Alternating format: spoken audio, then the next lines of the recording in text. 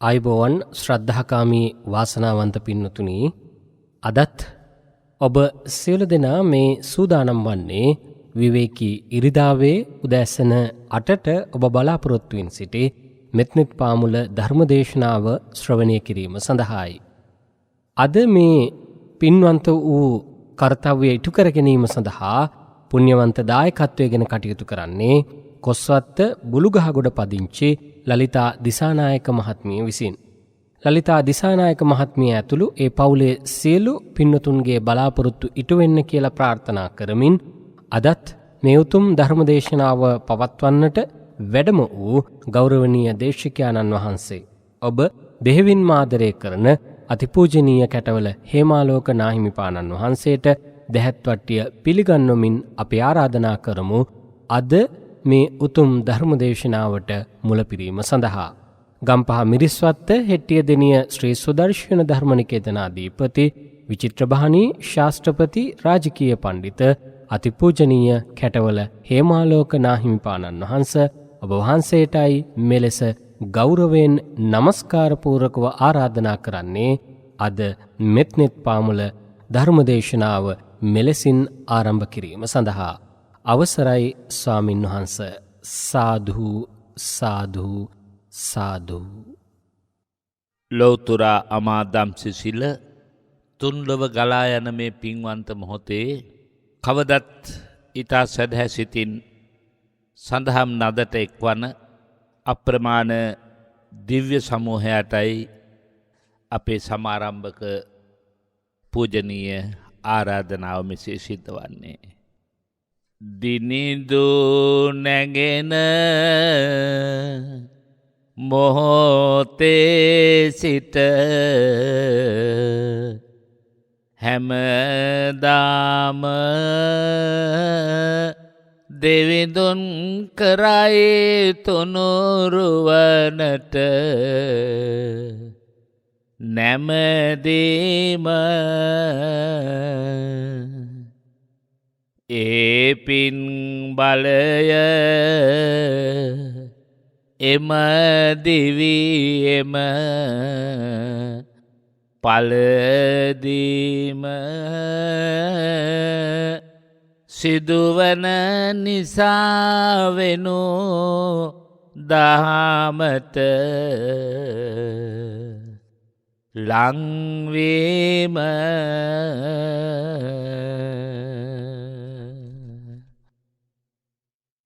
සග්ගේ කාමේච රූපේ ගිරිසිඛර තටේ චාන්තලික්කේ විමානේ දීපේ රට්ටේච ගාමේ තරුවන ගහනේ ගේහවත්තුම්හි කෙත්තේ බුම්මාචායන්තු දේවා ජලතල විසමේ යක්ක ගංදබ්බනාගා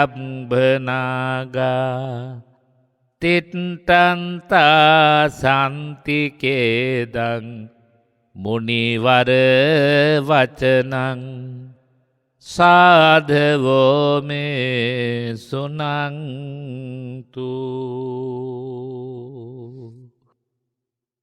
මාගේ භාග්‍යවත් අරහත් සම්මා සම්බුදුරජාණන් වහන්සේගේ අනන්ත ගුණයට මාගේ නමස්කාරය වේවා කියන අදහසින් හැම දෙනාම සම්බුදු පානමදීමට සාදුනාදයක් පවත්වමු.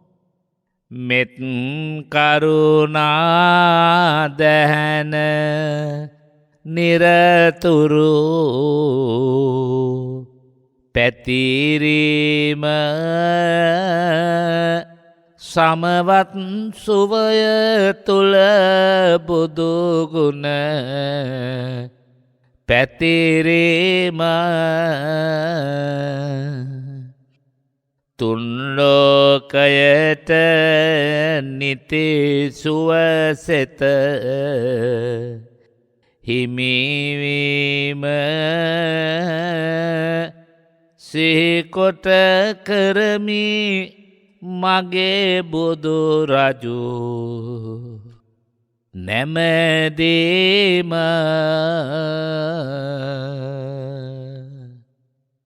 නමෝ තස්ස භගවතෝ අරහතෝ සම්මා සම්බුද්දස්ස නමෝ තස්ස භගවතෝ අරහතෝ සම්මා සම්බුද්දස්ස නමෝ තස්ස භගවතෝ අරහතෝ සම්මා සම්බුද්දස්ස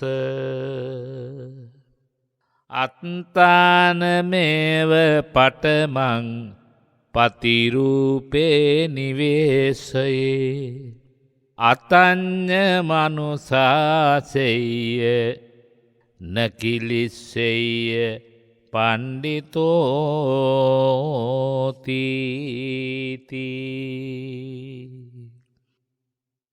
සඳහම් අමා රස විඳින්නට ලෝතුරා දහම් මන්දිරයක් කොටගත් හදවතින් වාසනාව ලැබ වදාළ පරම පූජනීය මහා සංඝරුවනට සුපුරුදු ලෙස අපේ පූජනීය නමස්කාරය වේවා.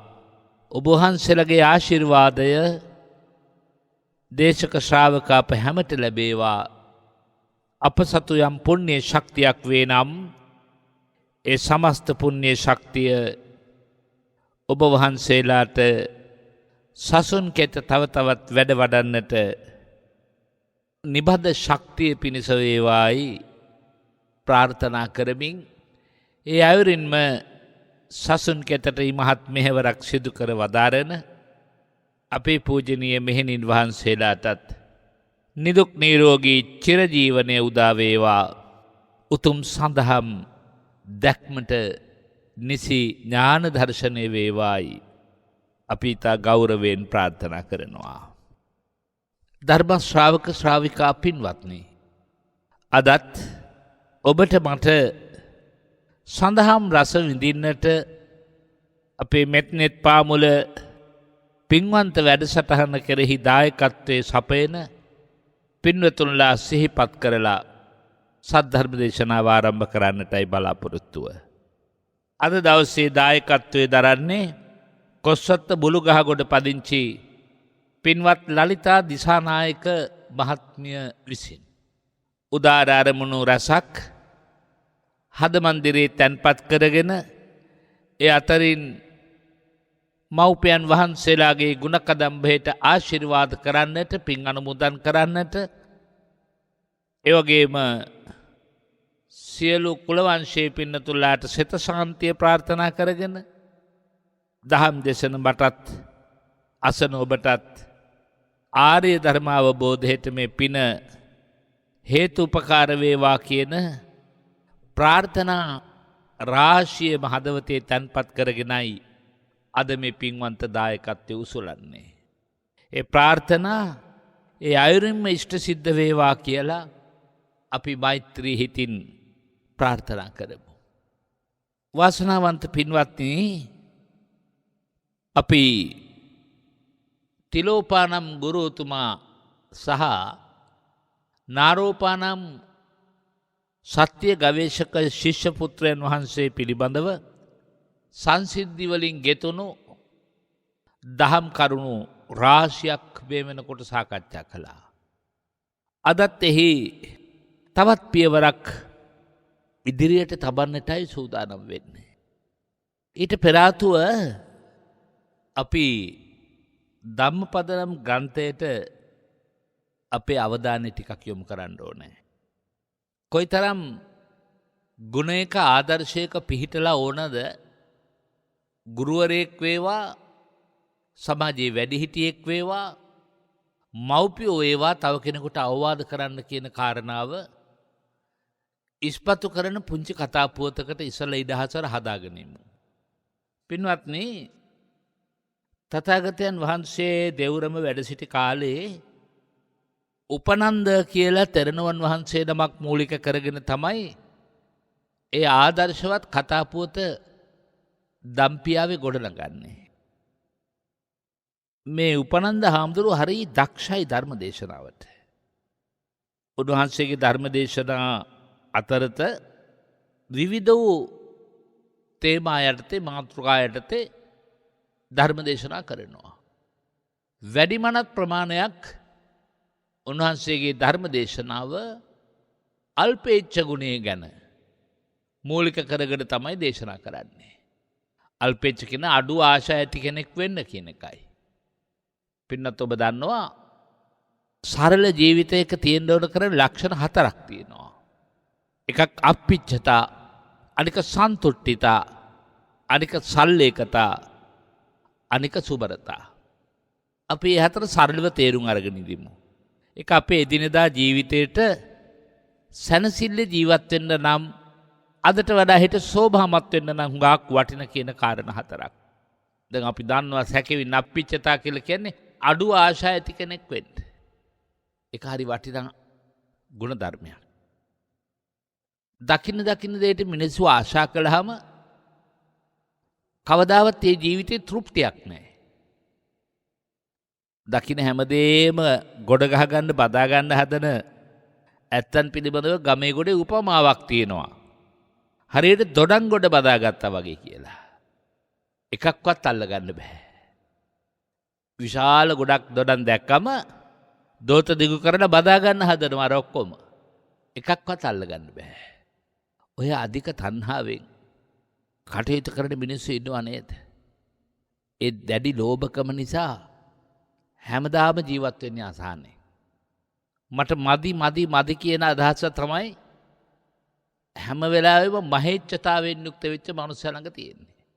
ඔන්න අපේච්ඡතා කියන වචනයට ප්‍රතිවිරුද්ධ වචනය අපි ඉගෙන ගත්තේ මහේච්ඡතාවය.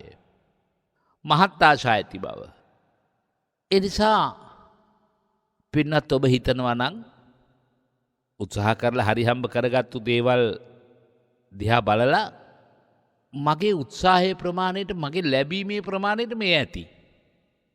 තමන්ට වඩා වැඩි සම්පත් තියෙන කෙනෙක් දිහා දැකලා වුණත් හිතනවා ඒක යාගේ ලැබීම. මේක මගේ ලැබීම. ඕනම දෙයක් ගැන එහෙමයි. යාන වාහන වේවා, දේපොළ සම්පත් වේවා, දූ දරුවෝ වේවා, ඒගොල්ලන්ගේ ජීවිත ජයග්‍රහණයන් වේවා, ඔබේ ජීවිත ජයග්‍රහණයන් වේවා. ඔබට සමාජයෙන් එළඹෙන කීර්තිය වේවා, ප්‍රශංසාව වේවා. හැම වෙලාවෙම හිතන්න ඕනා මේක තමයි මගේ ලැබීම. රූප සම්පත්තිය ගැන උනත් එහෙමයි. ආයු සම්පත්තිය ගැන උනත් එහෙමයි. හැම දෙයක් පිළිබඳවම සීමා සහිත තැනක හිත පවත්ව ගන්නව නේද? කිසි අසහනයක් නැහැ. මහේච්ඡතාවෙන් යුක්ත වෙච්ච මිනිස්සු හරියට මිරිඟුවක් පස්සේ දුවන මෝපොවෙක් වගේ අපි ගියරු දිනත් සිහිපත් කළා දුවලා හති වැටෙනවා මිසක් ජීවිතේ ලබාගත් ජයග්‍රහණයක් නැහැ. හැමදාම ජීවත් වෙන්නේ අසහනෙන් මරණ මංචකයේ දක්වාම හිතන්නේ මට මදි බවින් පෙළෙන මිනිසයා මදි බවින් යුක්තව මේ සිතුවිල්ලෙන් යුක්තවම මැරෙනව නේද? උපදින්න වෙන්නෙම දුගතියක. ඒ නිසා පින්නති ඔබත් අපත් හැම මොහොතකම ලද දෙයින් සතුටු වෙන කන්න අපිච්චතා ළඟට මේන ඊළඟ ගුණය ගැන කියනවා. සන්තුට්ඨිතා. ලද දෙයින් සතුටු වෙනවා. ලද දෙයින් සතුටු වෙනවා. දැන් අපි හිතමුකෝ උසස් පෙළ විභාගය. දැන් ප්‍රතිඵල නිකුත් වුණා. කෙනෙකුට A2යි B1යි හොඳම හොඳ ප්‍රතිඵලයක් විශ්වවිද්‍යාලයට යන්න. නමුත් ළඟපාත කෙනෙක් වේවා යාළු මිත්‍රෙක් වේවා ඒ තුනක් ගත්තා කියලා හිතමු. අරයට අර A2යි B1යි මදි. සතුටු වෙන්නේ නැහැ. ඒ මව්පිය සතුටු වෙන්නෙත් නැහැ. දරුවා සතුටු වෙන්නෙත් නැහැ. ඔයටත් තිබ්බනේ අර B1ත් ඒක දක්වා කොට දාගන්න. පුළුවන් උපරිමෙන්නේ අපි විභාගයකට මූණ දෙන්නේ. ඒකට අපට ලැබෙන ප්‍රතිඵල ඒකයි. කමක් නැහැ. මට අවශ්‍ය වැඩේ කරගන්න දේ තියෙනවානේ. පින්වත්නි ඔබට ධනභෝග සම්පතක් වේවා, යම් අවශ්‍යතාවයක් වුණාම අවශ්‍යතාව ඉෂ්ට කරගන්න ධන භෝග සම්පත් ටිකක් තිබුණම ප්‍රමාණවත්. ඒ තුලින් සතුටු වෙන්න. පිනක් දහමක් කරතත් එහෙමයි. අවමංගල්‍යයක් ගත්තත් එහෙමයි. මංගල උත්සවයක් ගත්තත් එහෙමයි. ආපස්සට හැරිලා බලලා සතුටු වෙනවා. යුතුයතුකම් ඉෂ්ට කිරීම ගැනත් එහෙමයි. ආපස්සට හැරිලා බල සතුටු වෙනවා. මම මට කරන්න පුළුවන් උපරිමෙන් මං ඒ කටයුත්ත කළා. මට වඩා ඉහළින් තව සමහර අය ওই මා කියාපු ලැයිස්තුවේ උත්සව පවත්වනු ඇති. කටයුතු කරනු ඇති.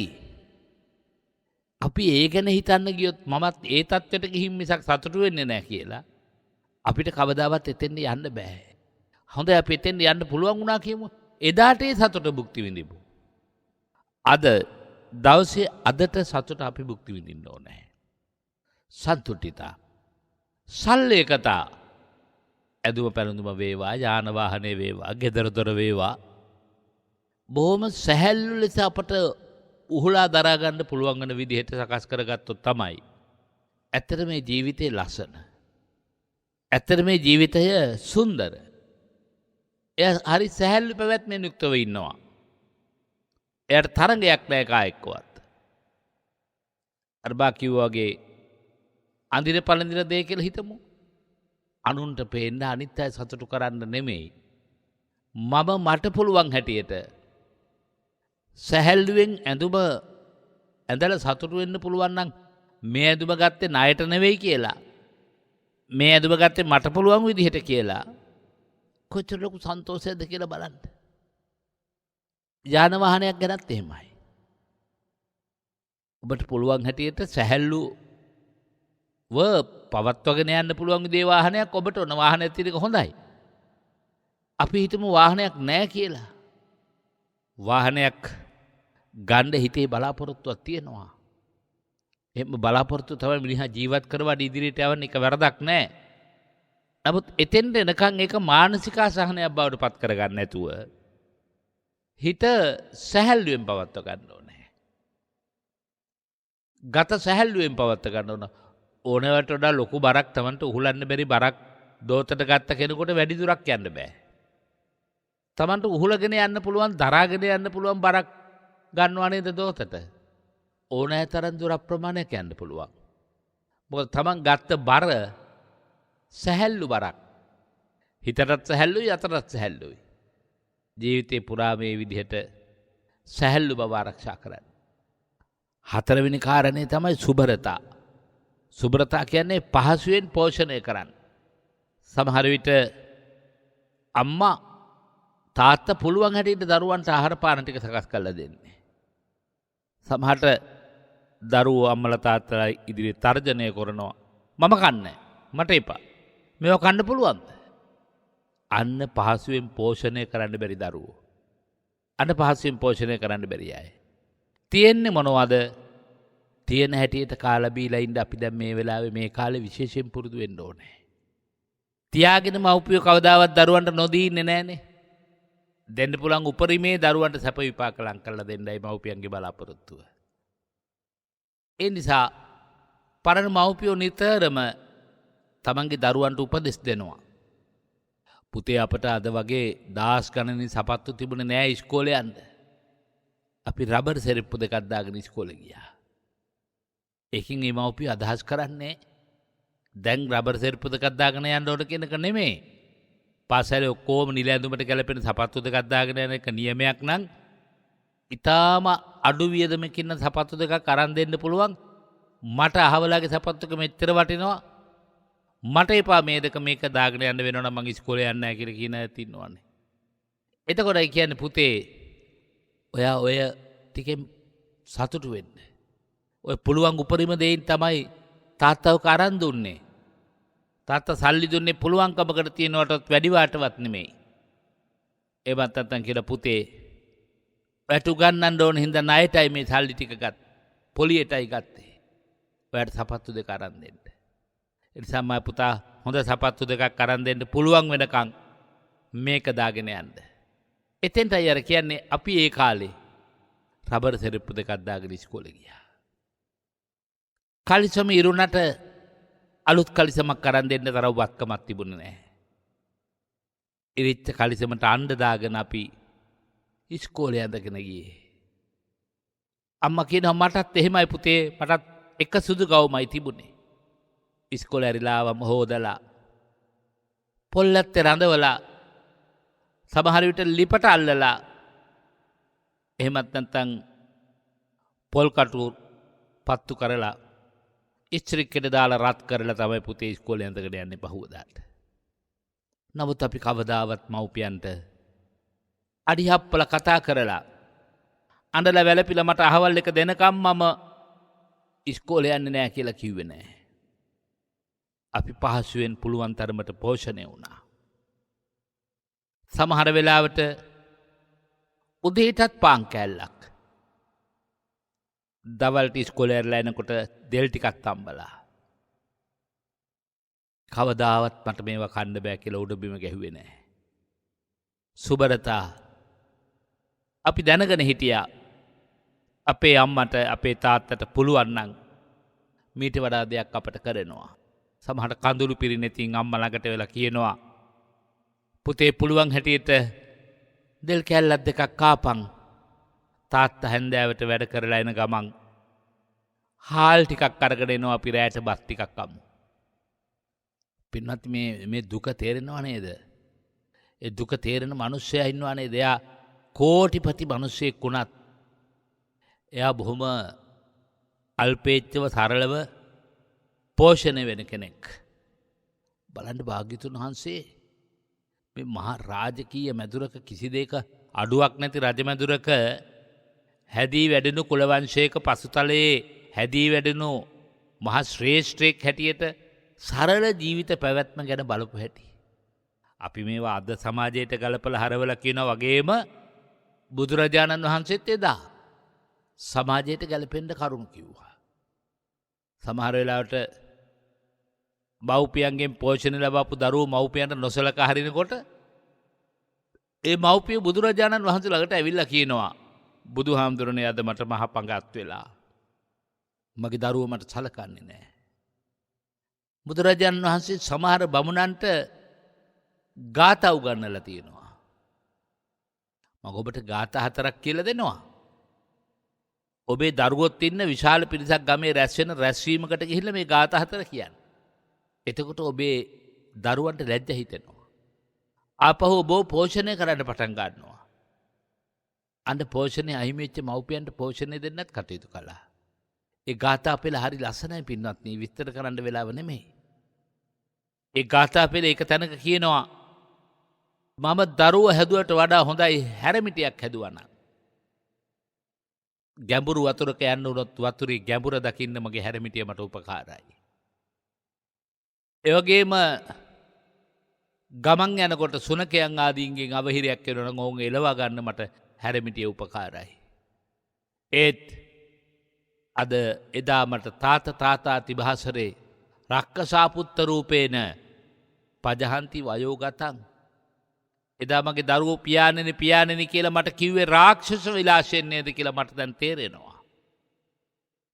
වයෝ වෘද්ධ වෙච්ච මම හැම ගෙදරකින්ම එලව ගත්තා කියලා ඒ ලස්සන ගාථා ටිකේ කියනවා. දැන් අර දරුවෝ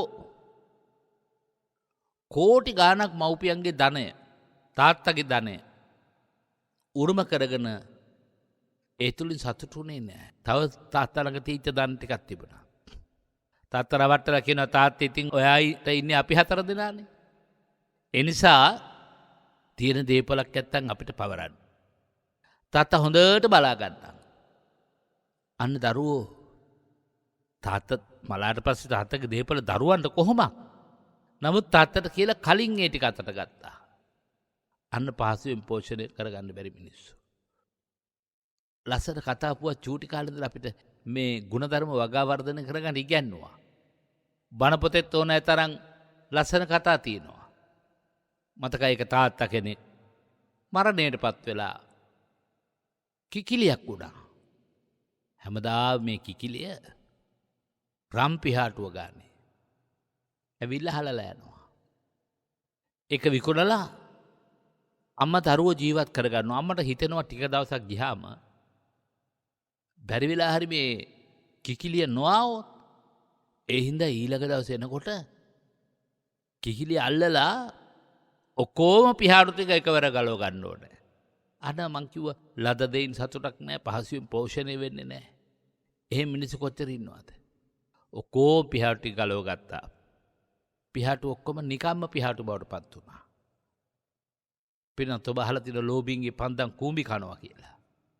මේ මිනිස්සුගේ ජීවිතවල එහෙමයි. හුඟක් ජීවිත අසාර්ථක වෙන්නේ තථාගතයන් වහන්සේ වදාළ ධර්මයේ ඔස්සේ ජීවිත පැවැත්ම එහෙම නැත්නම් මේ කියපු ගුණධර්ම හතර ඔස්සේ ජීවිත ගත කරන්නේ නැති වෙනකොට. කොහොම වුණත් දැන් අපි ආයිත් ඒ ජීවිත උපදේශ ටික අපේ ජීවිතයේ එදිනදා පෝෂණයට තියාගෙන කතා ප්‍රවෘත්තියට එළඹෙමු. දැන් අපි සිහිපත් කළා උපනන්ද කියන හාමුදුරුවෝ ඔය කියපු අප්පිච්චතාදී ගුණවලින් යුක්ත ධර්ම දේශනා කරන්න හරි ආසයි. හරි දක්ෂයි ඒ වගේ. ඒ දක්ෂකම නිසාම බොහෝ ගිහි පැවිද්දෝ උන්වහන්සේ වට කරගත්තා. උන්වහන්සේට ආදරය කළා. ගෞරව කළා. නොයෙක් ආකාර තුන්සිවුරු වලින් උන්වහන්සේට පූජා පැවැත්තුවා.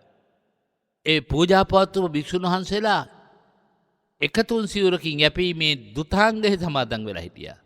දුතාංග කියලා කියන්නේ පින්නති ඇතැම් භික්ෂුන් වහන්සේලා තමන් වහන්සේලාගේ ප්‍රතිපදා මාර්ගවලට ධර්මයට අනුකූල වූ විශේෂ ප්‍රතිපදා එකතු කරගෙන ජීවත් වෙනවා. සමහර භික්ෂුන් වහන්සේලා කිසිදු නිවසකට වැඩමවලා දන් වළඳන්නේ නැහැ. ඒක එක දුතාංගයක්. උන්වහන්සේලා පිණ්ඩපාත චාරිකාවෙන් ආහාර ටික ලබාගෙන රුකක් මුල ඉඳගෙන ආහාර වළඳනවා. ඒකත් එක දුතාංගයක්. සමහර ස්වාමීන් වහන්සේලා ඉන්නවා පාංශුකුල චීවර දුතාංගය.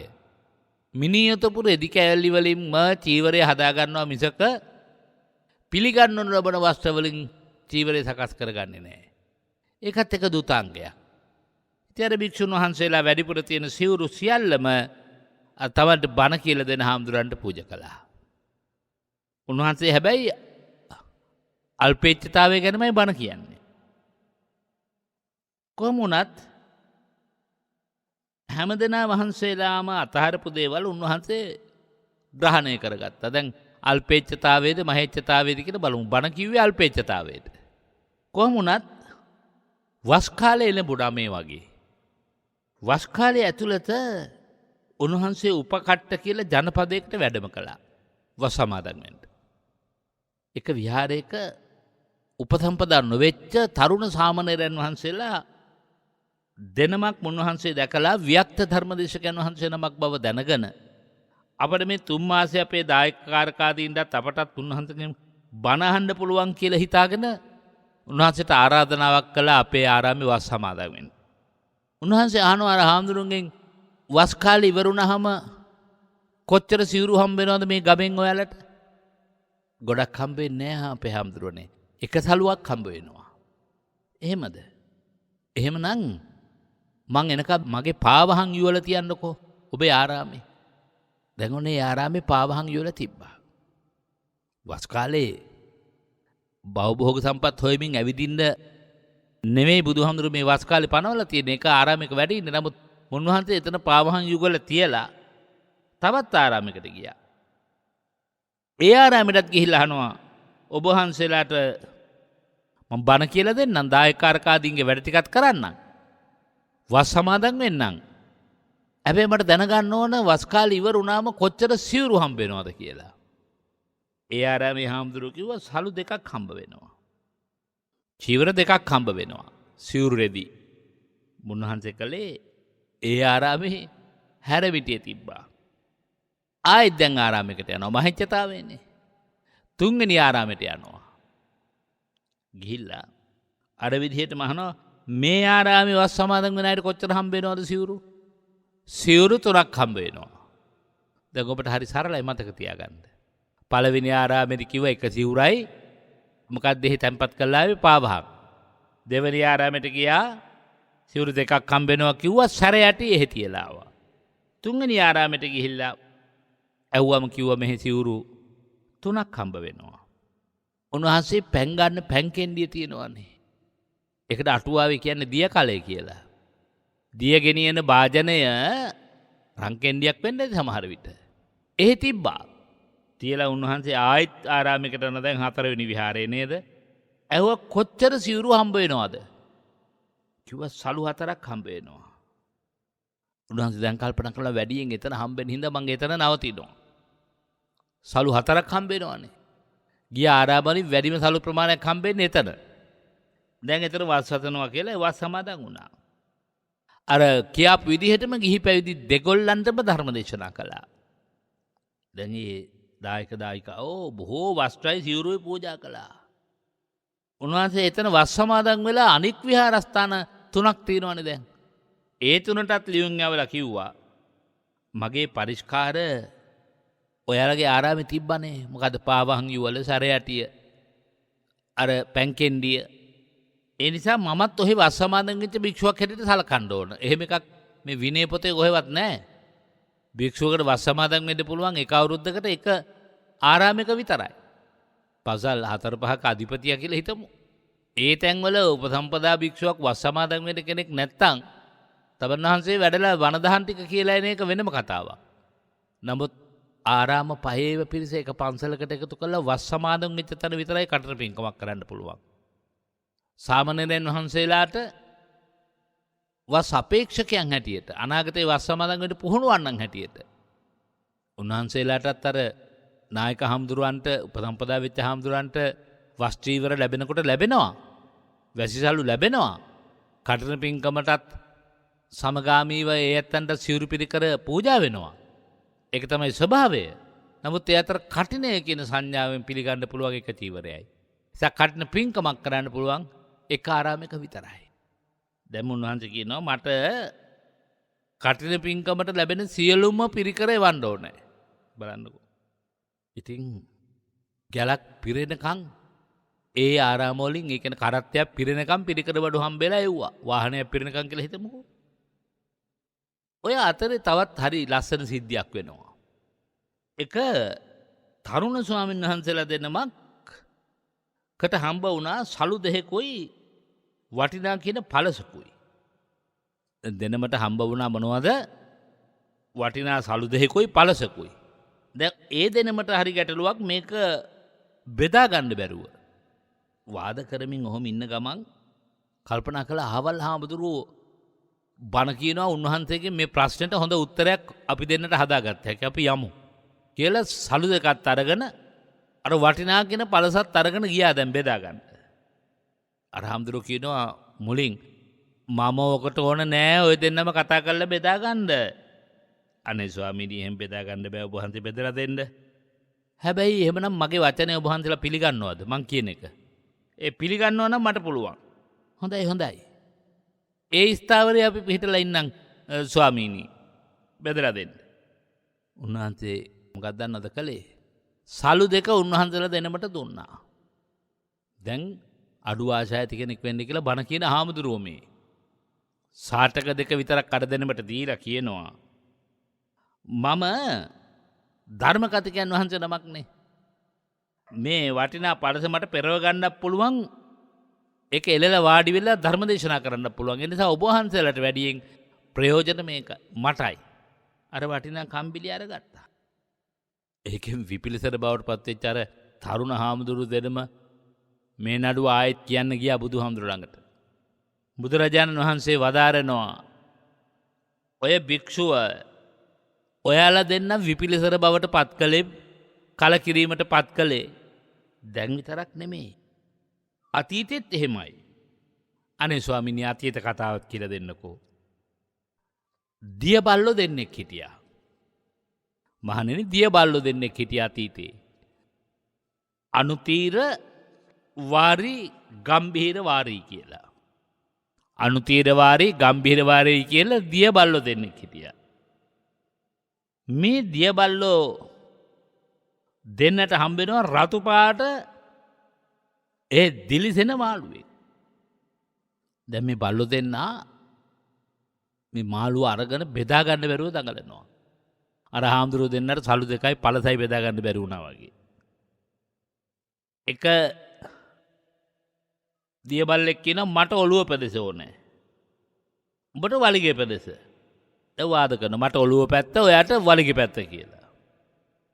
දැන් ඕක දැක්ක එක නරියෙක්. නරියා මෙහෙම කියනවා. නරියට අර දෙන්න මෙහෙම කියනවා. මාමේ අනේ මේක අපට බෙදලා දෙන්නකෝ. එහෙම ප්‍රකාශ කළාම මේ හිවල නැත්තම් නරියා ඒ දෙන්නට මෙහෙම කියනවා. මම රජ්ජුරුවන්ගේ විනිශ්චයකාරයෙක්. ඔය කියන්නේ ජනාධිපති නීතිඥ කියලා එහෙම කියන්නේ. ඒ වගේ මම මේ ඉහළ පැලැන්තියේ නීතිඥවරයෙක්. ඒ නිසා මට ටිකක් විවේක මදි. මම මේ ආවේ ඕවා බෙද බෙද ඉන්න එහෙම නෙමෙයි. බොහෝ වේලාවක් ඒ විනිශ්චය ශාලාවේ වාඩි වෙලා ඉඳලා මට ටිකක් ශරීරයට පහසුවක් ඕනේ. ඒක නිසා මම මේ ඇවිදින්න ආපු ගමන්. දැන් වෙලාවක් නැහැ. දැන් අර හඳුරුත් කිව්වනේ ඔයාලා දෙන්නම් බෙදා ගන්න කියලා. දැන් බෙදන්න හිතේ ඕනකම තියෙනවා. සලුව ගන්නත් ඕනකම තියෙනවා. කොච්චර කපටිද කියලා බලන්න. නරියා කියන්නේ කොහොමද කපටි භවයේ සංකේතයක් නේද? දැන් වෙලාවක් නැහැ කියනවා. එතකොට කියනවා දියබල්ල දෙන්න අනේ මා මෙහෙම කරන්න එපා. මේක බෙදලා දෙන්න. හරි. එහෙමනම් මං කොච්චර කාර්යබහුල වුණත් මේක කරලා දෙන්නම්. හැබැයි මං කියන වචනේ පිළිටන්න ඕනේ. ඔබ කැමති වෙනවා නම් ඒක වචනේ පිළිගන්නවා නම් ඒ අනුව කටයුතු කරනවා නම් මට පුළුවන් ඔය රතු පාට මාළුව බෙදලා දෙන්න. හොඳයි. දැන් නරියා කරපු වැඩේ මාළුවගේ හිස වෙන් කරලා නගුටත් වෙන් කළා. වෙන් කරලා අර දෙන්නට එයා කැමති විදිහට මේක මම හැබැයි මම දෙන විදිහට ඔබ පිළිගන්න ඕනේ. නරියා කිව්වා හොඳයි. ඇත්තටම දැන් අර දුන්නු විදිහට පිළි අරගෙන නරියා කියනවා මමනේ දැන් මේක විනිශ්චය කළේ. ඒ නිසා මේ මැද හරිය මටයි. දැන් බලන්න නරියාගේ විනිශ්චය කොහොමද කියලා. මේකේ මැද හරිය මටයි. අනුතීර වාරීට නගුට හම්බුණා, ගම්බීර වාරීට හිස හම්බ වුණා. එතකොට ධර්ම විනිශ්චය දුන් තරත්තට හම්බුනේ ශරීරයේ හොඳම කොටස. කපටි මිනිස්සු එහෙමයි. ප්‍රශ්නයක් විසඳ ගන්න කියලා ගියාම කපටි මිනිහා කරන්නේ තමන්ගේ මනදොල සම්පූර්ණ කරගන්න එකනේ. දැන් සමහර වෙලාවට අපි හිතමුකෝ යුක්තිය පසිඳලන තැනකට ගියාම උදාහරණයකට අපි හිතමු කවුරු හරි පොලිසියකට ගියා කියලා. පැමිණිල්ලක් දාන්න. ඉතින් පැමිණිල්ල දාන්න ගිය එක්කනට පැමිණිල්ල වෙනුවට තව පැමිණිලි 10ක් දාන්න කරුණු පොලිසිය ඇතුළේ ඉන්න අයගෙන් සිද්ධ වෙන අවස්ථා නැද්ද? ඕනෑ තරම් සිද්ධ වෙනවනේ. කපටි මිනිස්සු තමන්ගේ අවශ්‍යතාවය සම්පූර්ණ කරගන්න මහන්සි ගන්න අවස්ථා ඕන තරම් තියෙනවා. අනුන්ට හැබැයි විනය ගැන නීතිය ගැන කතා කරන අය. කොහොම වුණත් නරියා යන්න ගියා මාළුවගේ මැද කොටසත් අරගෙන. දැන් ඔවුන් දෙන්න විපිලිසර වෙලා අර බල්ලෝ දෙන්න මේ අත බලමින් ඉන්නවා. ඔක තමයි අතීත කතාව. කාටද මේ කිව්වේ? උපනන්ද හාමුදුරුවෝ නිසා අර භික්ෂුන් වහන්සේලා දෙන්නම ඇවිල්ලා දැන් චෝදනාව ඉදිරිපත් කළානේ. මේ පෙර ආත්මෙදිත් මේක මේ දෙන්නට මෙහෙම වෙලා තියෙනවා. කපටින්ට අහු වෙලා. දැන් එතකොට අර නරියා කවුද? ඉස්ලාත්මේ අර උපනන්ද හාමුදුරුවෝ. අර මාළුවා බෙදා ගන්න බැරි හිටපු දියබල්ලෝ දෙන්න තමයි අර හාමුදුරුවෝ දෙන්නම. බලන්නකෝ භවයෙන් භවය යනකොටත් මේ සංසිද්ධියේ ඒ හැටියටම සිද්ධ වෙන ආකාරය. අපි මේ ඒකාකාරී භවෙන් අත්විඳෙන්නත් එක්කයි මේ කතා පොත් ඉදිරිපත් කළේ. බුදුහාමුදුරුවෝ මේ අතීත කතාව පෙන්වලා දීලා කියනවා අද ඊයේ නෙවෙයි ඔබ මේ විපිලිසර බවට පත් වුණේ පෙරත් එහෙමයි. මේක පැහැදිලි කර දෙන්න තැනට උපනන්ද හාමුදුරුවෝත් ආවා. බුදුහාමුදුරුවෝ හොද්දටම කරහලා කතා කළා උපනන්ද හාමුදුරුවන්ට. ආන්ගේ කරහපු ගාථාව තමයි ඔබ දන්නවා ඒ ගාථාව. අත්තාන මේව පටමං පතිරූපේ නිවේශයේ. දැන් ඔබ දන්න විදිහට නම් ඔවාදෙනු පරහට තමා සම්මතෙහි පිහිටා සිට. දුසිරිත් දනන් දෙන ඕවා වැද්දන් දෙසන බණවැනි. අටුවාවේ කියනවා එක නිවැරදි වී තමන් සාධාරණව සිතමින් අනුන් හට ඔවදන් දීම උගතුන්ගේම ගතියයි. ඒ ගාථාවට අර්ථ සපයන්නේ එහෙමයි. තමන් පළමුවෙන් ආදර්ශමත් භවයේ පිහිටලා අන් අයට අවවාද කරන නුවණැති භික්ෂුව කවදාවත් සමාජයෙන් ගැරහීමටපත් වෙන්නේ නැහැ. මොකද ඉස්සර ගමේ මිනිස්සු ප්‍රශ්නයක් ඇති වුණාම අඹුසැමියන් අතර වේවා අසල්වාසීන් අතර වේවා විසඳ ගණ්ඩාවේ පන්සලට. ඒ කාලේ හැම භික්ෂුන් වහන්සේ නමක්ම සමාදාන විනිශ්චයකාරවරයෙක්. මොකද උන්වහන්සේ අහවලා දායකයා මට වැඩියෙන් සලකනවා. අහවලාට වැඩියෙන් ධනෙ තියෙනවා. අහවලා දුප්පත් එහෙම පංගු peeru බැලුවේ නැහැ. වරද කොතනද? වරද වගේ පෙන්නලා දුන්නා. ඒකනේ උන්වහන්සේට උජූච සූජෝච කියන්නේ. උන්වහන්සේ ඍජු පිළිවෙත් මගක පිහිටලා තමයි හැම කටයුත්තක්ම කළේ. උන්වහන්සේ හරි ආදර්ශවත්. පලා ඉන්න උගතුන් වියතුන් කියනවා හරියට හරි උන්වහන්සේගේ තීරණය. අන්තවාදී නෑ. අද වුණත් පින්වත්නි බලන්න මේ වර්තමාන රටේ ස්වභාවයට මැදහත්ව ඉඳගෙන කතා කරන. ලාභයට ගිජු නොවන ලාභයට යට නොවෙන. මේ පාලකයා අතීතයේ මගේ පන්සලට උදව් කළා. වර්තමානයේ මගේ පන්සලට උදව් කළා. අනාගතයටත් හුඟක් උදව් ගන්න පුළුවන්. මෙතුමා උස්සලා තියලා කතා කළොත් කියලා හිතන අනුශාසනා කරන අයත් ඉන්නවනේ. ඒ නිසා තමන් අනුන්ට දෙන අවවාදයේ දිහා බලා ඉඳලා කවුරු හරි අගය කරනවා නම් උන්වහන්සේ හරි මැද තැනක ඉඳගෙන කතා කරන භික්ෂුවක්. උන්වහන්සේ ලාභ ලෝක ළඟ නැමෙන්නේ නැති කිවයුත්තට කිවයුතු විදිහට ඉදිරිපත් කරන ප්‍රකාශ කරන භික්ෂුවක් කියලා කියනවා නම් කොච්චර වටිනවද? නැත්නම් අර බං කියාපු විදිහට ඔය ඉතින් එක කාලෙට එක තාලෙට දැන් මේ කාලේ යහවල් දේශපාලඥයන් ළගෙන ඊළඟ කාලෙට එනකොට ඊළඟ දේශපාලඥයන් ළගෙන මේ අහවල් ආගමික නායකයා හාමුදුරුවෝ විතරක් නෙමෙයි අන්‍ය ආගමික ඇත්තොත් එහෙමයි. පාලකයන්ගේ වන්දි බට්ටෙක් වෙන්න හොඳ නැහැ කවදාවත්. යමක් තියෙනවා නම් වරද වගේ කියන්න ඕනේ. අර මාළුවගේ මැද කොටස සමන්ට වගේ නරියෙක් වෙන්න හොඳ නැහැ. අනිත් අයට මොකක් වුණත් කමන්නේ මගේ ලාභ ගොඩ වැඩි වෙනව නම් කියලා හිතන්න නරකයි. බලන්න බුදුරජාණන් වහන්සේ කොයිතරම් ලස්සනට මේක දේශනා කළාද කියලා අර භික්ෂුත් ඉදිරියේ තියාගෙන අනිත් භික්ෂුන් වහන්සේලාට පාඩමක් ඉගෙන ගන්න. දැන් ගාථාවේ තියෙනවා පතිරූපේ නිවේශයේ. ඒකේ සුදුසු ගුණේ පිහිටන්න. අල්පේච්ඡතාදී ගුණවල පිහිටන්න භික්ෂුවකට තියෙනවා ආර්ය වංශ ප්‍රතිපදාව කියලා එකක්. ඉස්සර එළි වෙනකන් දේශනා කළා පින්නත් ආර්ය වංශ ප්‍රතිපදාව. ආර්ය වංශ ප්‍රතිපදා දේශනේ තියෙන්නේ චීවර පිණ්ඩපාත සෙනසුන් ගිලම්පස කියන සිව්පසය භික්ෂුවක් කොහොමද ප්‍රත්‍යවේක්ෂණයෙන් යුක්තව ඉනා පරිභෝගයකට නැත්තම් ණය වෙන්නේ නැතුව මේවා පරිහරණය කරන්නේ කොහොමද කියන දේශනාව. ඉතින් ඒක අනුන්ට දේශනා කරනකොට තමනුත් ඒ ගුණේ පිහිටලා ඉන්න කියන එක මේ ප්‍රතිරූපේ නිවේශය කියන්නේ. එතකොට ඒ භාග්‍යවතුන් වහන්සේගේ උතුම් දේශනේ මම සිහිපත් කළේ තිලෝපා මුනිවරයා කොයිතරම් ආදර්ශවත්ව තමන්ගේ ශිෂ්‍යයාට කරුණු කියලා දුන්නද. සමහර කාරණා දැන් අපි මෙතෙන් සිට ඉදිරියට දේශනා කරන්නේ තිලෝපා මුනිවරයා ආපහු තමන්ගේ ශිෂ්‍ය පුත්‍රයා තමන් ළඟට එනවා. අවුරුදු ගාණක් භාවනා කරන්න පිටත් වුණා කියලා මම මතක් කළා මීට පෙර. අපි මෙතෙන් සිට ඉඳ ලැබෙන විදිහට මේ කතා ප්‍රවෘත්ති ඊටු ටික දිගහැරගමු. ඒකත් හරි ත්‍රාසජනකයි පින්වත්නි මේ අත්දැකීම් ටික.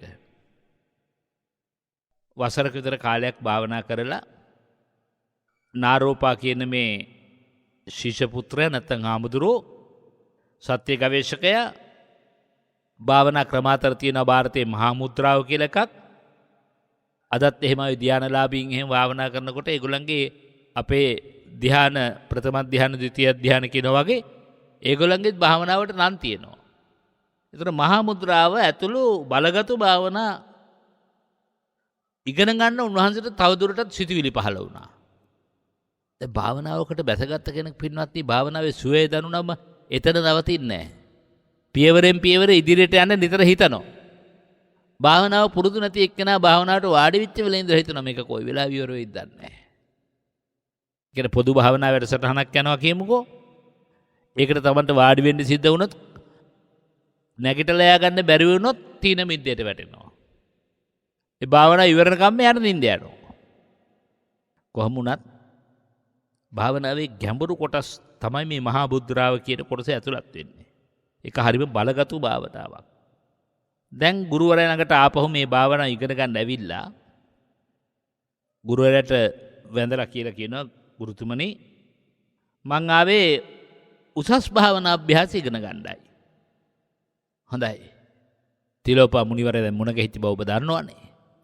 තිලෝපා මුනිවරයා නාරෝපා නම් ශිෂ්‍යයත් කැටරික් කරගෙන එකතු කරගෙන කඳු මුදුනක පිහිටි ආරාමයකට ගියා. ඔන්න පළවෙනි ත්‍රාසජනක අත්දැකීම. ගුරුවරයා කියනවා දැන් ඔහුගේ ගුරු භක්තිය උරගා බලන වෙලාව. ඔහේ ගුරුවරයාට අවනත ශිෂ්‍යයෙක් නම් මේ තාප්පෙන් එහා පැත්තට පනින්න. දැන් පින්නත් ඔබට මතක් වෙනව නේද එක කතා පුවතක් මේ අතර අඟුලිමාල කතා පුවත. ගුරුවරයා වරදවාගත් ශිෂ්‍යයන්ගේ කීම් අහලා එහෙම වුණේ. ගුරුවරයාටත් වැරදුනා. ඒත් ගුරුවරයා කිව්වහම ඇඟිලි 1000ක මාලයක් හදලා ගෙනත් ගුරු පූජාව කරන්න කියලා ගෝලයා පිටත් වුණානේ.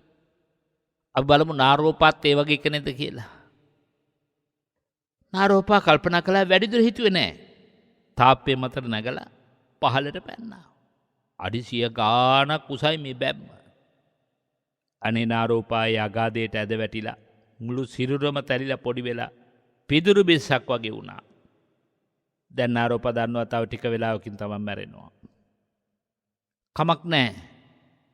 මෙතනින් බැරි වුණොත් ඊළඟ ආත්මෙදී හරි මන් තිලෝපා මුනිවරයා ආයෙත් හම් වෙනවා කියලා විශ්වාස කරලා පණ අදින වෙලාවේ තිලෝපා මුනිවරයා ආපහු දර්ශනය වුණා. ඒ කඳු පහලට ආවා. තිලෝපා මුනිවරයාට මහා ආදර්ශනීය ශක්තිය තියෙනවා. දැන් තිලෝපා මුනිවරයා කියනවා ගෝලයාට කැඩුණු බිඳුණු ශරීරය එක්තෙන් කරන්නත් ක්‍රමයක් තියෙනවා. මමත් ඒ ක්‍රමය ගැන දැනගත්තේ දේවතාවියන්ගෙන්. එහෙම කියලා තිලෝපා මුනිවරයා අර නරෝපාගේ සිරුර මතින් දෑත් ඉහළට පහළට අරන් ගියා. ඉස්මුදුනේ සිට දෙපතුල දක්වා දෙපතුලේ සිට ඉස්මුදුන දක්වා අරගෙන ගියා. පුදුමයක්. නාරෝපාගේ සිරුරේ බිඳිච්ච ඇටසැකිල්ල ආයෙත් පෑහුණා. සියලු තුවාල කැලලක්වත් නොතබා සුව වුණා.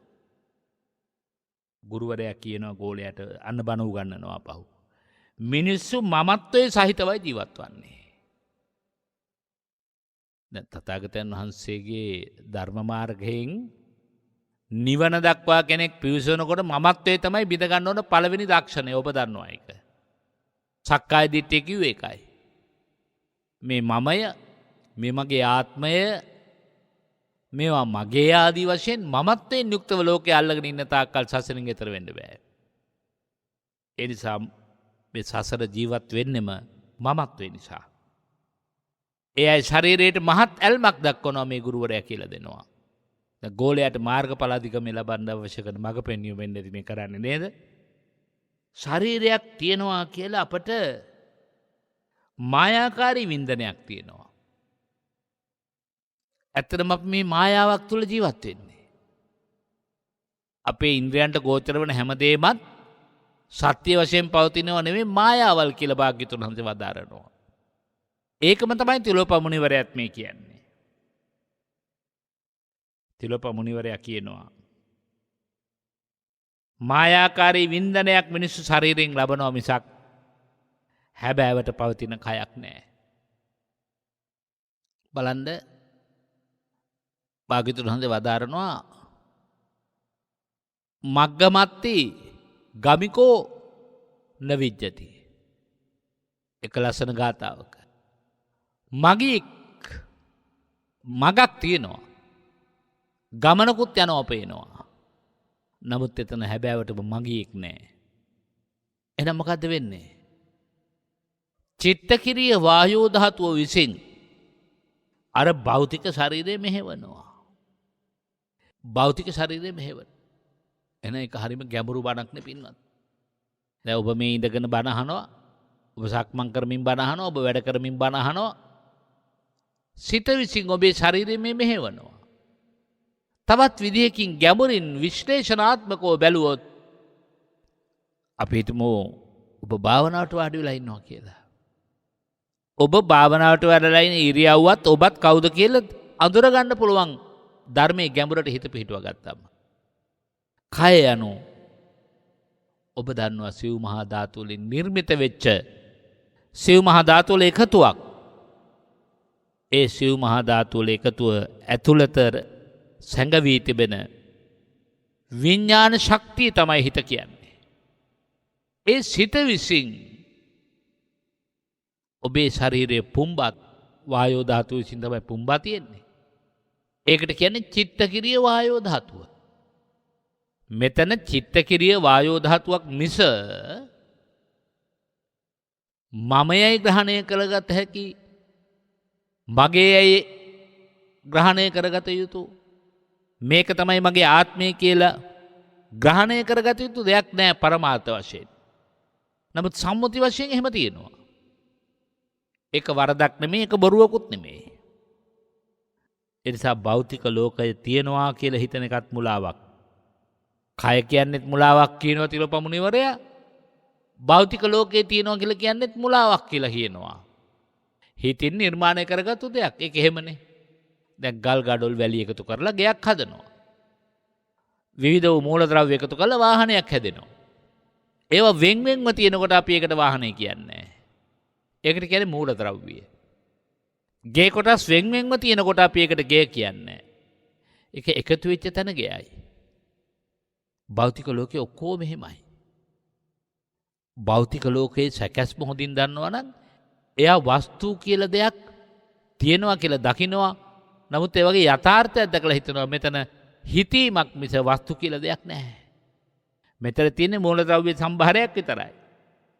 ඒ නිසා හැබැයි නාරෝපා ලෝකේ නැහැ කියලා කෙනෙක් කිව්වොත් ඒකත් මුසාවක්.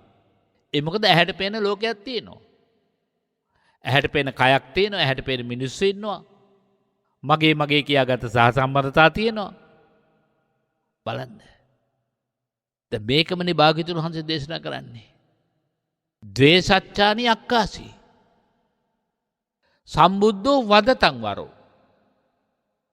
සම්මුති පරමත්තංච තතියං නූපලබ්බති. ලෝක සම්මුතිය තුල මම කියා කෙනෙක් ඉන්නවා, මගේ කියලා දෙයක් තියෙනවා. ඒක වරදක් නෙමෙයි, ඒක ඇත්තක්. නමුත් ඒක පූර්ණ සත්‍යයක් නෙමෙයි. අර්ධ සත්‍යයක්. සම්මුතියේ ඉඳලා බලනකොට පේන සත්‍යයක්. දැන් භාග්‍යවතුන් වහන්සේ කය පිළිබඳව භාවනා, ආනාපාන සති භාවනාව ආදී කොටගත් භාවනාවල් බොහෝ ප්‍රගුණ කරලා ආපහු වැඩම කරා ඒ ශාස්ත්‍රූ ළඟින්. ඇයි? කොහෙද වඩින්නේ කියලා හමුවා. කිං සත්‍ය ගවේෂී කිං කුසල ගවේෂී. මම මේ සත්‍ය සොයාගෙන යනවා. එතකොට එතෙක් හම්බුනේ සත්‍ය නෙවෙයිද? සත්‍ය තමයි. මොන සත්‍යද? සම්බුද්ධ සත්‍ය. ඒක අර්ධ සත්‍යයක්. මම කියලා කෙනෙක් ඉන්නවා, මගේ කියලා පිරිසක් ඉන්නවා. ඒක ඇත්තයි. මොන සත්‍යයක්ද? අර්ධ සත්‍යයක්. පූර්ණ සත්‍ය අවබෝධ කරගන්නයි භාග්‍යවතුන් වහන්සේ ඉදිරියට වැඩියේ. යමෙක් රහත් වුණා කියලා කියන්නෙම පූර්ණ සත්‍ය අවබෝධ කරගත්තා කියන එකයි. දැන් ගෝලයට කියලා දෙනවා ලෝකේ නැහැ කියලා කියන්නත් එපා, තියෙනවා කියන්නත් එපා. ලෝකේ ඇත කියලා කිව්වොත් ඒක මුලාවක්. ලෝකේ නැත කියලා කිව්වොත් ඒක මුසාවක්. කොච්චර ගැඹුරුද කියලා බලන්න මේ දහම් කොටස. ඔබට සමහරට වැටහෙන්නේ නැති තරම් අවධානයෙන්ම හිටියොත් පින්නත් ඔබට මේ කියපු කාරණා ටික වැටහෙනවා. හැබැයි නිවැරදිම පිළිතුර තියෙන්නේ ওই තැන් දෙකේම නෙවෙයි. අර අස්පින් සති ඉදන් හෝති කියලා ඔබ අහලා තියෙනවානේ. මේ ඇති කල මේ ඇත, මේ නැති කල මේ නැත. මේ දෙක තුලම තියෙන සත්‍ය නෙමෙයි කියනවා. එහෙනම් ලෝකය කියන්නෙම අප විසින් අත්වඳින මායාකාරී වූ අත්දැකීම් සමූහයකටයි. අන්න ගෝලයට ගැඹුරු පාඩමක් උගන්වනවා. තිලෝපගේ ඉගැන්වීමේ සත්‍යතාවය තම භෞතික කයේ ඇතිවෙච්ච වේදනා පහවීම තුළින් අවබෝධ කරගන්න නරෝපට හැකි වුණානේ. දැන් සමහර විට අපිට නොඑක ආකාර කාය වේදනා තියෙනවා. ඒ කයේ කෙන්ද්‍රිගාමින් අඩමින් වැළපෙමින් ඉන්න වෙලාවට අපට ඒක වෙනස් කරන්න පුළුවන් විදිහේ දර්ශනයක් ලැබුණොත් සුළු මොහොතකට අර වේදනාව අමතක වෙනවනේ. නාරෝපට වේදනාව අමතක වුණා. නාරෝපා නැවතත් භාවනාව සඳහා හුදකලා වුණා. මං හිතන්නේ අපට ත්‍රාසජනකම අත්දැකීම තුළින් මතු කර දුන් ධර්ම කොට්ඨාශයට වඩා පිටට යන්නට අවස්ථාව නෑද? දැන් ආපහු හුදකලා වෙලා නාරෝපා භාවනාවේ දෙනවා. ඊළඟට වෙච්ච සිදුවීම් ටික අපට කතා කරන්න තියෙන්නේ එකත් ත්‍රාසජනක සිදුවීම් රාශියක්. අපි ඊළඟ දවසටයි ඉතුරු දේශනාව දිගහරින්ට අවස්ථාව ලැබෙන්නේ. අද දවසේ මාරම්භයේ මතක් කළා කොස්සත්ත බුලුගහගොඩ පදිංචි ලලිතා දිසානායක මහත්මිය මේ උතුම් පින්කමේ අද දායකත්වයේ දරනවා කියලා. ඒ පින්කමේ උතුම් ආනිසංස බලයෙන් සුජීවත්ව වාසය කරන ආදරණීය පියතුමාණන් වහන්සේ වන ඩී.එම්. ඩිංගිරි බණ්ඩා මැතිඳුන්ට ආයුරාරෝග්‍ය ආදී සුව ශාන්තියෙන් යුතු දීර්ඝායුෂ ප්‍රාර්ථනා කරනවා දියණියක වශයෙන්. ඒ වගේම ආදරණීය පුතු සංජු ප්‍රභාත් දිසානායක දරුවට නිරෝගී සුවය ප්‍රාර්ථනා කළා තියෙනවා. ඒ පිය පුතු දෙපළටම ඔබෙත් අපෙත් සියලු කුසල ධර්මයන් ඒකාබද්ධව ආයුරාරෝග්‍ය ආදී සපත සිද්ධ වේවා. විශේෂයෙන් සිය පුතුගේ පවත්නා යම් තාක් රෝගාබාධ වෙද්ද ඒ සියල්ල දෝරේ භූතව ග්‍රහඵල දොස්සඳුරු නිවි සහන් වී ඔබ බලාපොරොත්තු වෙන විදිහට පුතා මැණික් පහනක්සේ ඔබේ ජීවිතත් තම ජීවිතයත් ආලෝකමත් කරගනිත්වායි ප්‍රාර්ථනා කරනවා. ඒ වගේම අභාවයට පත් වුණු ටී.එම්. සෝමාවතී මෑණියන්ට, ඩී.එම්. උපාලි දිසානායක සහෝදරයාට, ධනවතී හේරත් මෑණියන්ට, සුවාරිස් පියතුමා ඇතුළු පවුලේ මිය ගිය සියලු දෙනාටම උතුම් වූ නිර්වාණ සුවයමත් වේවා කියලා ප්‍රාර්ථනා කරනවා. දහම් දෙසූ මටත් නිදුක් නිරෝගී සුව ප්‍රාර්ථනා කළා තියෙනවා. ධර්ම ශ්‍රවණය කළ ඔබ හැමටත් උතුම් චතුරාර්ය සත්‍ය ධර්මය අවබෝධ කිරීම පිණිස සත්තානම් ගුණේ පිහිටි මගේ භාග්‍යවතුන් වහන්සේගේ උතුම් බුදු අවදන් පිහිට වේවා. පින්නැති ඔබ මේ ගෞතම ශාසනයම නිවනින් නිවී යන වාසනාවන්තයන්ම වේවායි අපදේ ප්‍රාර්ථනාවට එක්ක ප්‍රාර්ථනා කරනවා. ආකාසට්ටාච බුම්මට්ටා දේවානාගා මහිද්దికා පුඤ්ඤන්තං අනුමෝදිත්වා චිරං රක්ඛන්තු සම්මා සම්බුද්ධ ශාසනං චිරං රක්ඛන්තු සම්මා සද්ධම්ම දේශනං චිරං රක්ඛන්තු සම්මා සම්බුද්ධ ශාවකන්ති. ඔබ හැමට සම්මා සම්බුදු සරණයි. සම්මා සම්බුදු පිහිටයි. සාදු සාදු සාදු. තිලෝපා ගුරුවරයාණන් වහන්සේ විසින් නාරෝපා කියන ආධ්‍යාත්මික ගවේෂකයාණන් වහන්සේට ත්‍රාසජනක සිදුවීම් තුලින් ධර්මය ඉගෙන ගන්නට අවස්ථාව උදා කරලා දෙනවා. මේ ත්‍රාසජනක සිදුවීම් සමග ධර්මය කොහොමද අපේ ජීවිතයට ගලපන්නේ කියලා, අපේ ජීවිතයට ගලපාගෙන අපේ ජීවිතය ජයග්‍රහණය කරා නැත්නම් නිවන කරා රැගෙන යන්නේ කෙලෙසද කියන කාරණාව මනවින් අදත් විග්‍රහ කර දෙන්නට යෙදුනේ. හැමදාමත් අපට ධර්මය දේශනා කරන අතිපූජනීය කැටවල හේමාලෝක අපේ නායක ස්වාමීන් වහන්සේ. එනිසා අපි ලෝකේ කොහේ කොතනක සිටියත් හයියෙන් හඬනගා සාදු හඬක් පවත්වමින් අදත් මේ උතුම් මෙත්නෙත් පහමුල ධර්ම දේශනාව පැවැත්වීම සඳහා වැඩමවන්නට යෙදුණු ගම්පහ මිරිස්වත්ත හෙට්ටේ දිනිය ශ්‍රී සුදර්ශන ධර්මනිකේතන අධිපති විචිත්‍රභානී ශාස්ත්‍රපති රාජකීය පණ්ඩිත අතිපූජනීය කැටවල හේමාලෝක නාහිමිපාණන් වහන්සේට නිදුක් නිරෝගී සුව චිරජීවනය හා උතුම් ධර්මාවබෝධය ලැබේවායි ප්‍රාර්ථනා කරමු. කෙටි විරාමයක් ලබාගෙන නැවතත් මුණ ගැසෙමු ඉරිදා මෙත්නෙත් පාමුල ධර්ම සාකච්ඡාව සමගින්.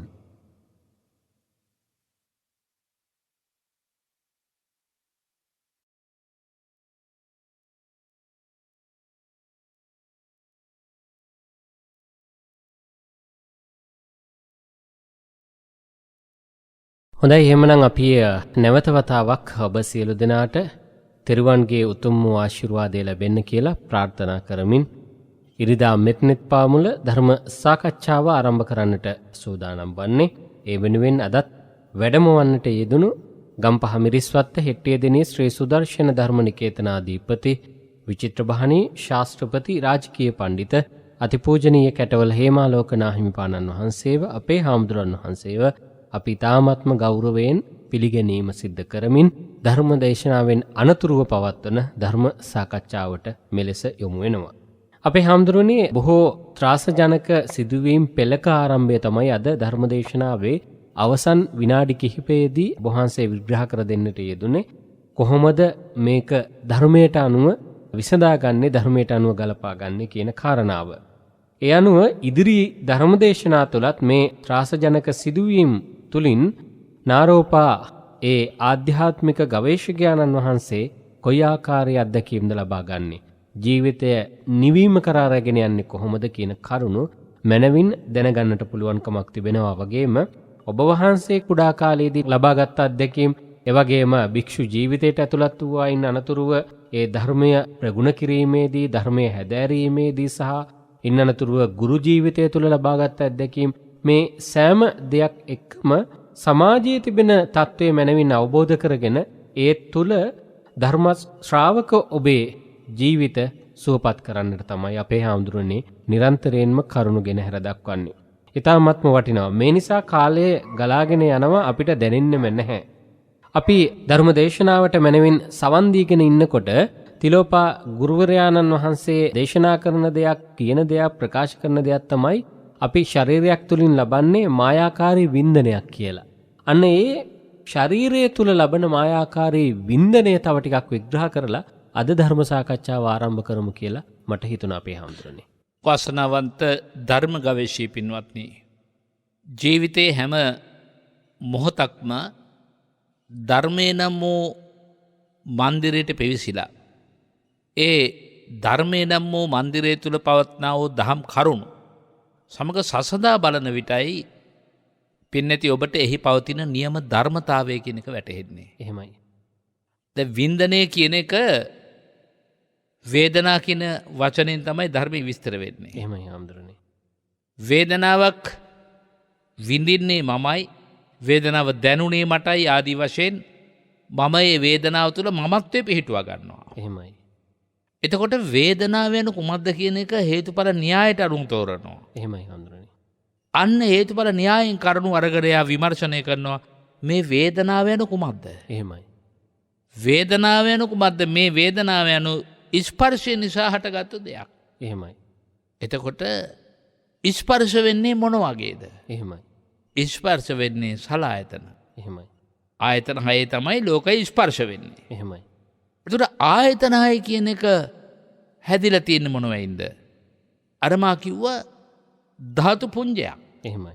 පඨවි ආපෝ තේජෝ වායෝ වන්න ගන්ධ රස ඕජා කියලා සුද්ධාෂ්ටකයකින් තමයි මේ ඇස කන නාසය ආදී ඉන්ද්‍රිය හය හැදෙන්නේ. එහෙමයි.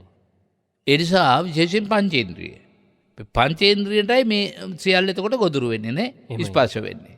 ඒතර මේ ධාතු පුඤ්ජය තුල සුද්ධාෂ්ටකයක් මිස සුද්ධාෂ්ටකයට මමයි පැනවීමක් මා තුල තියෙනවා. එහෙමයි. අනුන්ගේ සුද්ධාෂ්ටක පිළිබඳ පැනවීමකුත් මා තුල තියෙනවා. එහෙමයි. මා පිළිබඳව අනුන් සතුව සුද්ධාෂ්ටකයට මම කියන පැනවීමකුත් තියෙනවා. එහෙමයි. මේක තමයි ලෝකේ ගනුදෙනුව. එහෙමයි හාමුදුරනේ. එතකොට මේ ආයතන හය නිර්මාණය වුණේ මොකෙන්ද? නාම රූප දෙක නිසා. එතකොට නාම රූප දෙක තුල රූපේ විතරක් තිබ්බනම් සලආයතන වලට ස්පර්ශය එන්නේ නැහැ. එහෙමයි. ඒ හින්දා තමයි මල කඳට කිසිදු ස්පර්ශයක් දැනෙන්නේ නැහැ. එහෙමයි. හේතුව නාමයේ ඉවත් වෙලා. එහෙමයි. పూర్ව ආත්මයේ සිට මේ භවයට අපි ආත්මය කියන වචනේ පාවිච්චි කළාට කමක් නැහැ මෙතෙන්දී. එහෙමයි. නැත්නම් పూర్ව භවයේ සිට මේ භවයට විඥානයක් සාන්ද්‍රණය වුණේ නැත්නම් ගලාගෙන ආවේ නැත්තම් ඒක මව් ගැබ තුල රූපයක් විතරයි. එහෙමයි. සමහර මව්වරු ඒ නිසා භාග වෙලාවට සමහර නාම පද්ධතියක් නැත්නම් විඥානයක් ඒ මව් ගැබට පොඩි අවස්ථාවක රිංගලා ආයතය පිට වෙලා යන වෙලාවල් තියෙනවා. එහෙමයි. ඒකත් එක්තරා ධර්ම න්‍යායකට මේකට එකතු කරලා ඉගෙන ගමු. එහෙමයි. දරුවා දඟලනවා. දොස්තරලත් කියන හොඳයි. ගර්භාෂය හොඳයි, දරුවා හොඳයි. ටික දවසක් යනකොට දරුවා කුසේදී මැරිලා. එහෙමයි. එයා වෙනත් මව් කොටක් කරා ගිහින්. එහෙමයි. එයා මෙතෙන්ට ඇවිල්ලා තියෙන්නේ తాවකාලිකව. එහෙමයි. තව එයාට ඉන්න ස්ථිර මව් කොටක් ලැබෙන තුරු චුති හිත ඇති වෙච්ච චිත්තක්ෂණේම ප්‍රතිසන්දි ගන්න එපායි. එහෙමයි. ඒ අතරත ආයේ ඉඩක් හතරක් තනක් හොයමින් ඉඳීමක් එහෙම එකක් නැහැනේ. එහෙමයි. චුතිපටිසන්ධි විභාගයේ දක්වන තැන භාග්‍යතුන් හදේ වදාලේ අපේ උපමාවෙන් කිව්වොත් කෝණ්ඩැල්ලා එක තැනක් අල්ලගෙන තමයි තව තැනක් අතාරින්නේ. එහෙමයි. ඒ විදිහට අර රූපකයට විඥානයක් ඇතුළු වෙච්ච නිසා තමයි නාම රූප දෙක හැදුනේ. එහෙමයි. අවිද්‍යාපච්චය සංඛාරා සංඛාරපච්චය විඥානං. එහෙනම් නාමය අනුකුමද විඥානයයි. දැන් අපිට පැහැදිලි එක. එහෙමයි. ඒතර මේ විඥාණයව තවත් මව කුසයකට පෙවිතියේ මමත්වය කියන අවිද්‍යාවේ පිහිටපු නිසාමයි. එහෙමයි. රහතන් වහන්සේගේ විද්‍යාව විද්‍යා උදපාදී විඥාන භවගාමී විඥානයක් හදන්නේ නැහැ. එහෙමයි. භවගාමී විඥානයක් හදන්නේ නැති නිසා කිසිදු රූපයකට ඇදුම් කන්නේ නැහැ. එහෙමයි. එතන නාම රූප දෙකක් නැහැ. එහෙමයි. නාම රූප දෙක නැති තැන සලආයතන නැහැ, සලආයතන තැන ස්පර්ශය නැහැ, ස්පර්ශය නැති තැන වේදනාව නැහැ. එහෙමයි. එතකොට මට දැනෙන වේදනාව සැප වේදනාව වේවා, දුක් වේදනාව වේවා, මධ්‍යස්ථ වේදනාව වේවා අපි බලන්නේ ওই විදිහට. එහෙමයි. මෙතන තියෙන්නේ මෙන්න මේ හේතුඵල පරම්පරාවක සිද්ධාන්තයක් මිසක් සිද්ධියක් මිසක් මෙතන විඳින පුද්ගලයෙක් නැත කියන තැනට ආවොත් තමයි එයා ධර්මයේ මන්දිරයට ඇතුළු වෙලා වේදනාව පිළිබඳව යථාබෝධයක් ලබන්නේ. එහෙමයි. ඒ යථාබෝධය ටිකෙන් ටික උපදිනකොට තමයි අර මහා බැම්මෙන් වැටිලා මුළු ශරීරය තැලිලා පොඩි වෙලා බලවත්ල වේදනාවෙන් ඉඳලා අර තිලෝපා මුනිවරයා ශරීරය ඒකට කියන්නේ පුණ්‍ය irdiya කියලා අපි කියමු, ධ්‍යාන irdiya කියලා කියමු. එතුමාත් සතු හාස්කම් මේවා එහෙමයි. ශරීරය සුවපත් වෙන කාරණාවල් ටික දේශනා කළාම අර වේදනාව පහ වෙලා ගියා. එහෙමයි. ඒ වගේ හුඟක් සිද්ධි අපට තියෙනවා වේදනාව සම්බන්ධව ගන්න. එහෙමයි. බොජ්ජංග සූත්‍ර දේශනා මුළුමනින්ම එහෙමනේ. එහෙමයි. එතන භාග්‍යවතුන් වහන්සේටත් දරාගත නොහැකි තරමේ කාය වේදනා ඇවිල්ලා අසනීපෙන් ඉන්න වෙලාවේ සත්‍ය බොජ්ජංග මෙනෙහි කරගමු නේද කියලා ශිෂ්‍යයන් වහන්සේලා යෝජනා කරනවා. එහෙමයි. එතකොට සබ්‍රක්‍මචාරීන් වහන්සේලා ඒ කියන්නේ ඒකට පැවිදිදම් පුරන ස්වාමීන් වහන්සේලා ලෙඩ වෙච්ච හාමුදුරුවෝ බලන්න ගිහිල්ලා කියනවා අපි දැන් සත්‍ය බොජ්ජංග මෙනෙහි කරමු. එහෙමයි. අන්න ආබාධ අහෝසීති. එහෙමයි. ආබාධයෙන් උපන්න වේදනාව අහෝසි වුණා. එහෙමයි. බගලට ආබාධය තියෙනවා. වේදනාව අහෝසි වෙනවා. එහෙමයි. අපි හිතුව දැන් බණහන අතරේ ඔබට වාඩි වෙලා ඉන්නකොට ටිකක් වේදනාකාරී අවස්ථා දැනෙන්නේ නැති. එහෙමයි. ඔබ උපායක් උපක්‍රමයක් හැටියට ඒ අතරත නැගිට්ටේ නැහැ. ශරීරේ පොඩි පොඩි සෙලවීම් කරලා වේදනාව සමනය කරගත්තා. නමුත් ඒ වේදනාව ඔබ දරාගත්තානේ. එහෙමයි. ධර්මය තුල තියෙන රසයට හිත ඇතුළු වුණාට පස්සේ අර දුක්ඛ වේදනාව එක්කෝ උපේක්ෂා වේදනාව බවට පත් වෙනවා. එහෙමයි. එක්කෝ ධර්මයේ රසය ළඟම සුඛ වේදනාව බවට පත් වෙනවා. එහෙමයි. ඒ නිසා මේ වේදනාවේ පාඩම හරි විශාල එකක්. එහෙමයි. හැබැයි රහතන් වහන්සේලා රහත් බවට පත් වුණාට පස්සේ බුදුපසේ බුදුමහරහතන් වහන්සේලාගේ වේදනාවට කියන්නේ සුඛය කියලා. නමුත් ඒක අවේදිත සුඛයක්. එහෙමයි. ඉන්ද්‍රියන් හරහා අරමුණුගෙන ලබන සුවයක් නොවේ කියන එකයි අවේදිත කියන්නේ. එහෙමයි. එහෙනම් ඉන්ද්‍රියන් හරහා අරමුණු නොගැනීමෙන් ලැබෙනා වූ සුවයක්ම තමයි අවේදිත සුවය කියලා කියන්නේ. එහෙමයි. ඒ නිසා වේදනාව පිළිබඳ පාඩම ලේසි පහසු එකක් නෙවෙයි. එහෙමයි. වේදනා අනුපස්සනාව මුලින් පුහුණු වෙලා ඒ අනුපස්සනා කරනවා කියලා කියන වේදනාව අනුව විපස්සනාව හදනවා. එහෙමයි. ඉතින් විපස්සනාව හදන කෙරුවට තමයි අර මං කියපු හේතුඵල න්‍යායේ මුලටම ආපහු ගිහිල්ලා මේ වේදනාව කුමකින් කාට කෙසේ හටගන්නේද කියලා බලන එක කරන්න පුළුවන් වෙන්නේ. එහෙමයි. හොඳයි. ඉතින් ගැඹුරු ධර්ම කරුණු ඉතාමත්ම සරලව තමයි අපේ හාමුදුරන් වහන්සේ පැහැදිලි කර යෙදෙන්නේ මෙතනෙත් පාමුල ධර්ම දේශනාව සහ ධර්ම සාකච්ඡාව තුළ. අපේ හාමුදුරනේ දැන් භවයේ සැරිසරීමේදී ගොඩක් වෙලාවට මේ උපනන්ද හාමුදුරන් වහන්සේගේ කතා ප්‍රවෘත්තියත් එක්කම තමයි මේ ප්‍රශ්නය අහන්න කියලා හිතුනේ. සමහර විට එක් භවයක මනුෂ්‍යාත්ම භාවයක් අපිට ලබන්න පුළුවන්. හැබැයි වෙනත් භවයක තිරිසන් වේවා වෙන යම් ආත්ම භාවයක් ලබන්න පුළුවන්. කෙසේ නමුත් ක්‍රියාවන් වෙනස් වෙන්නත් පුළුවන් ගොඩක් වෙලාවට. හැබැයි සිද්ධාන්ත එකක් වෙන්න පුළුවන්. එහෙම වෙන්න පුළුවන්කමක් තියෙනවද හාමුදුරනේ? ඇත්තටම ඔව්. දැන් උදාහරණයක් ගත්තොත් හොඳම ප්‍රකට උදාහරණයනේ භාග්‍යතුන් වහන්සේ හා දෙව්දත්තර. එහෙමයි. දෙව්දත්තර කියන එක්කෙනා භාග්‍යතුන් වහන්සේ යම් භවයක ගිරාපෝතකෙක් වෙලා උපන්නා නම් දෙව්දත්තරත් ඒ භවයේ ගිරාපෝතකෙක්. එහෙමයි. එතකොට ගිරාපෝතකයා ඒ භවයට ගැලපෙන විදිහේ එරෙහිවීම තමයි බෝසතාණන් වහන්සේට සිද්ධ කරන්නේ. එහෙමයි. එතකොට බුදු බවට පත්වෙච්ච ආත්ම භාවයේදී ඥාතිවරයෙක්ම වුණා අර විදිහට. එහෙමයි. එතන ක්‍රියාකාරකම් එතකොට වෙනස් වුණා. තේරුණා නේද? ඒ භවයට අදාළව තමයි ඒ භවයේ ස්වරූපයට අදාළව තමයි ඒක වෙනස් වෙන්නේ. එහෙමයි. අපි උදාහරණයකට ගත්තොත් එහෙම අපි හිතමුකෝ යම්කිසි කිරිල්ලියකට පැටව් බිජු වලින් හට ගන්නවා. එහෙමයි. ඒ කිරිල්ලිය දැඩි ලෙස තාපනය උණුසුම දෙන්නේ බිජු වටින් එළියට එන කන්නේ. එහෙමයි. ඊට පස්සේ පියඹලා යන්න පුළුවන් වෙන තාක්කල් කෑම ගෙනත් හොටෙන් තියෙනවා. එහෙමයි. එතනින් පස්සේ ආ පියඹලා යනවා. ආයි කවදාවත් මහ කිරිල්ලි බලන්න පැටව් වෙන්නේ නැහැ. එහෙමයි. නමුත් දරු සෙනෙහස ඒ කිරිල්ලිය සහ ඒ පැටව් ආය කාලාන්තරයක් මේ භවයේ සැරිසරලා. එහෙමයි. ඒකනේ මේ භව නම් භයංකාරය කියන්නේ. එහෙමයි. භවයේ ඔර විදිහටම හැම භවයකම මුණ ගැහෙන්න පුළුවන්. එහෙමයි. මුණ ගැහිලා ඇවිල්ලා මනුෂ්‍ය ජීවිතේදී මුණ ගැහෙනවා.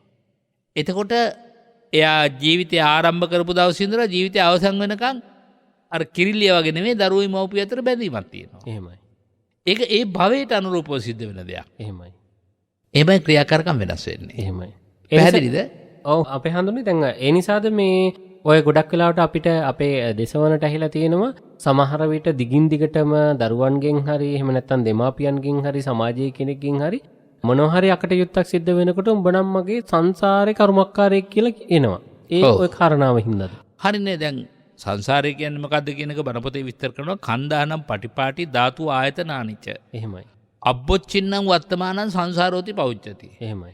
ස්කන්ධ ධාතු ආයතනයගේ නොසිදී පැවැත්ම කෙනෙකුගේ සංසාරයයි. එහෙමයි. එතකොට කර්ම විපාක අතර ඇති වෙන බන්ධනය නොසිඳී භවයෙන් භවයට ගිහිල්ලා හන්දි වෙනවා නම් ආන් එතකොට කියනවා මේක සංසාර කර්මයක්. එහෙමයි. උඹ නම් මගේ పూర్වේ නායකාරයෙක්. එහෙමයි. එහෙම කියන අවස්ථා තියෙනවා. තියෙනවා හඳුනේ.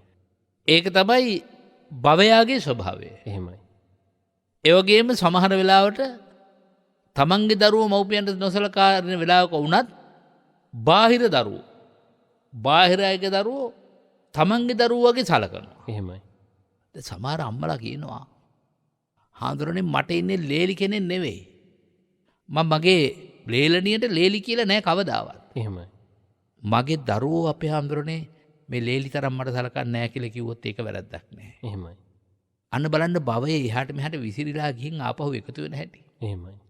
බොහෝ විට අපිට මව්පියෝ දරුවෝ අතරත ගනුදෙනු කරන්න වෙනවනේ. එහෙමයි. භාග වෙලාවට ඒ පුතා ඒ පවුලෙන් කතාද බැඳලා. නමුත් මේ බෑනද නැත්නම් මේ අම්මා තාත්තා මේ දුවගේ අම්මා තාත්තාද පුතාගේ අම්මා තාත්තද කියලා හිතා ගන්න බෑ. එහෙමයි. ඒ තරම් බැඳීමක්. එහෙමයි. සමහරට දුව කියන දුවගේ අම්මට ඉතින් මම නෙවෙයි ලොකු අපේ මිනිස්සයනේ ලොකු. එහෙමයි. තාත්තා ඉතින් තාත්තට මව විශ්වාස නැහැනේ. එහෙමයි. අපේ මහත්තයනේ විශ්වාස. හරි ඒකට කමන්නේ නැහැ. ඒ අර කියන්නේ තරහට නෙමෙයි. එහෙමයි. පුදුම සතුටක් විඳිනවානේ. එහෙමයි හඳුනේ. එතකොට පුතාලත් එහෙමයිනේ. භව සංසාරේ ස්වභාවය බලන්න එහෙමයි. මේ භවයාගේ බැඳීමමයි මේ. එහෙමයි. මේක තමයි තේරුම් ගන්න ඕන කරන්නේ. මම මේ මනුෂ්‍යාත්ම භාවයේ උදාහරණ කොට කතා කරන්නේ.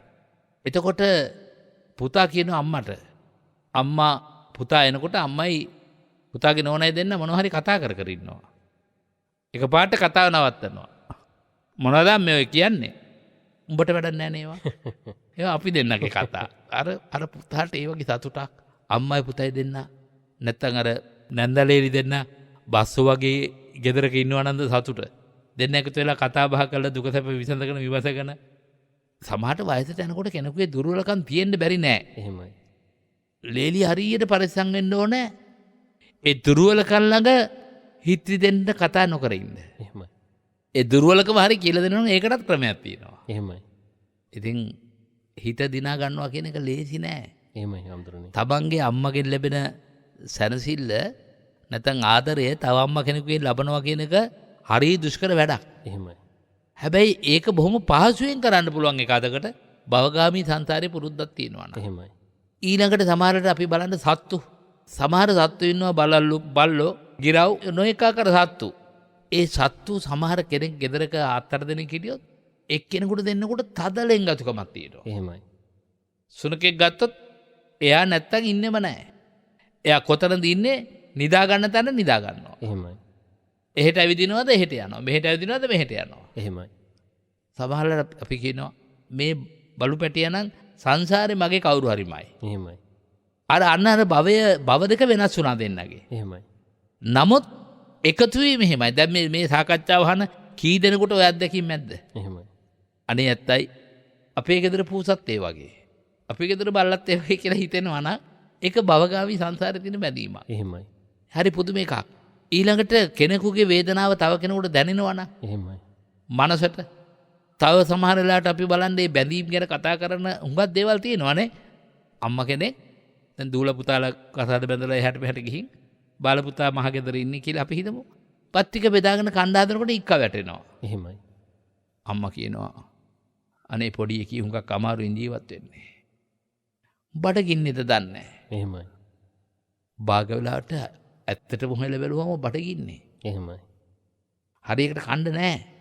අම්මට එක පාට දැනෙන හැටි බලන්න. අර අපි නිකන් කතාවට කියන්නේ කිවිසුමක් ගියාමත් අපි කියනවනේ. මයි පුතා මාව මතක් කරනවද කොහෙද? එහෙමයි. සමහර තාත්තලා අපි හඳුනේ සාකච්ඡාට පුංචි බාධාවකුත් වෙයි. අපිට ඇහිලා තියෙනවා දැන් බත් පිඟාන අතට අරගෙන කන්න ගිහම මේ ලොක්කි කෑවද? ලොක්කා කෑවද? මේ පුංචා කෑවද? පොඩි කෑවද? ඔහොම කියලා තහන අවස්ථාවක්. අහනවා. ඒ අර කියන ආධ්‍යාත්මික බැඳීම. එහෙමයි. සුළුපටු නෑ. දැන් සරල දෙයක් හම්බෙනවා කියන්නකෝ. දැන් සමහර වෙලාවට මට මේ තන් වල දඬ ටිකක් අපහසු නිසා දානි චුට්ටක් උතර ගෙනන් දෙනවා. එහෙමයි. කවදාවත් මට බෑනේ තනියම අරක වළඳන්න. එහෙමයි. සංඝාවාසයේ අපි 8 9ක් 19ක් ඉන්නවා කියන්නකෝ. එක පිඟානකට දාලා ඔක්කොම කලවම් කරලා එක කටකට ඔක්කොගෙම පිඟානට බෙදන්න ඕන මට. එහෙමයි. ඒක තමයි අර ඇත්ත බැඳීම, ඇත්ත දයාව, ඇත්ත කරුණාව. කාටවත් පේන්න නෙමෙයි. එහෙමයි. ප්‍රශංසාව ගන්න නෙමෙයි. එහෙමයි. ඇත්තයි පුතේ ගිලෙන්නේ නෑ නැත්තම්. එහෙමයි. සහිරඤ්ඤෝ සබෝජනෝ මන් නිතර කියනවා. අනේ තනියෙන් කන්න පුරුදු වෙන්න එපා. එහෙමයි. බෙදලා දීලා කන්න පුරුදු වෙන්න. අර තාත්තගේ තියෙන ඒ උතුම් පියගුණයත් එක්ක තියෙන ආධ්‍යාත්මික බැඳීම නිසා පුතා එහෙම අහන්න හිතෙන්නේ. එහෙමයි හඳුරන්නේ. තාත්තා ඉස්සෙල්ලා අහනවා මේ ඔය කෑවද? නෑ ඔයා කන්නකෝ. ඔයාට තියෙනවද? තියෙනවා කිව්වට සමහර තාත්තා පිළිගන්නේ නෑ. එහෙමයි හඳුරන්නේ. තාත්තා නැගිටලා ගිහින් බලනවා. කෝ බලන්න හැලි අරින්න බලන්න. අනේ කෝ මේ මම මේ 3ට විතරක් තේ බීව රොටි කෑල්ලක් කාලා මට බඩගිනි නෑ. ඒකයි ඔය ඩිංග මට හොඳටම ඇති. ඕක ඉතුරුත් වෙනවා. අම්මා හිත හදන්නේ එහෙමයි. එහෙමයි. ඒ බැඳීම පුතා එක ආත්ම භාවයක එන එකක් නෙමෙයි. එහෙමයි.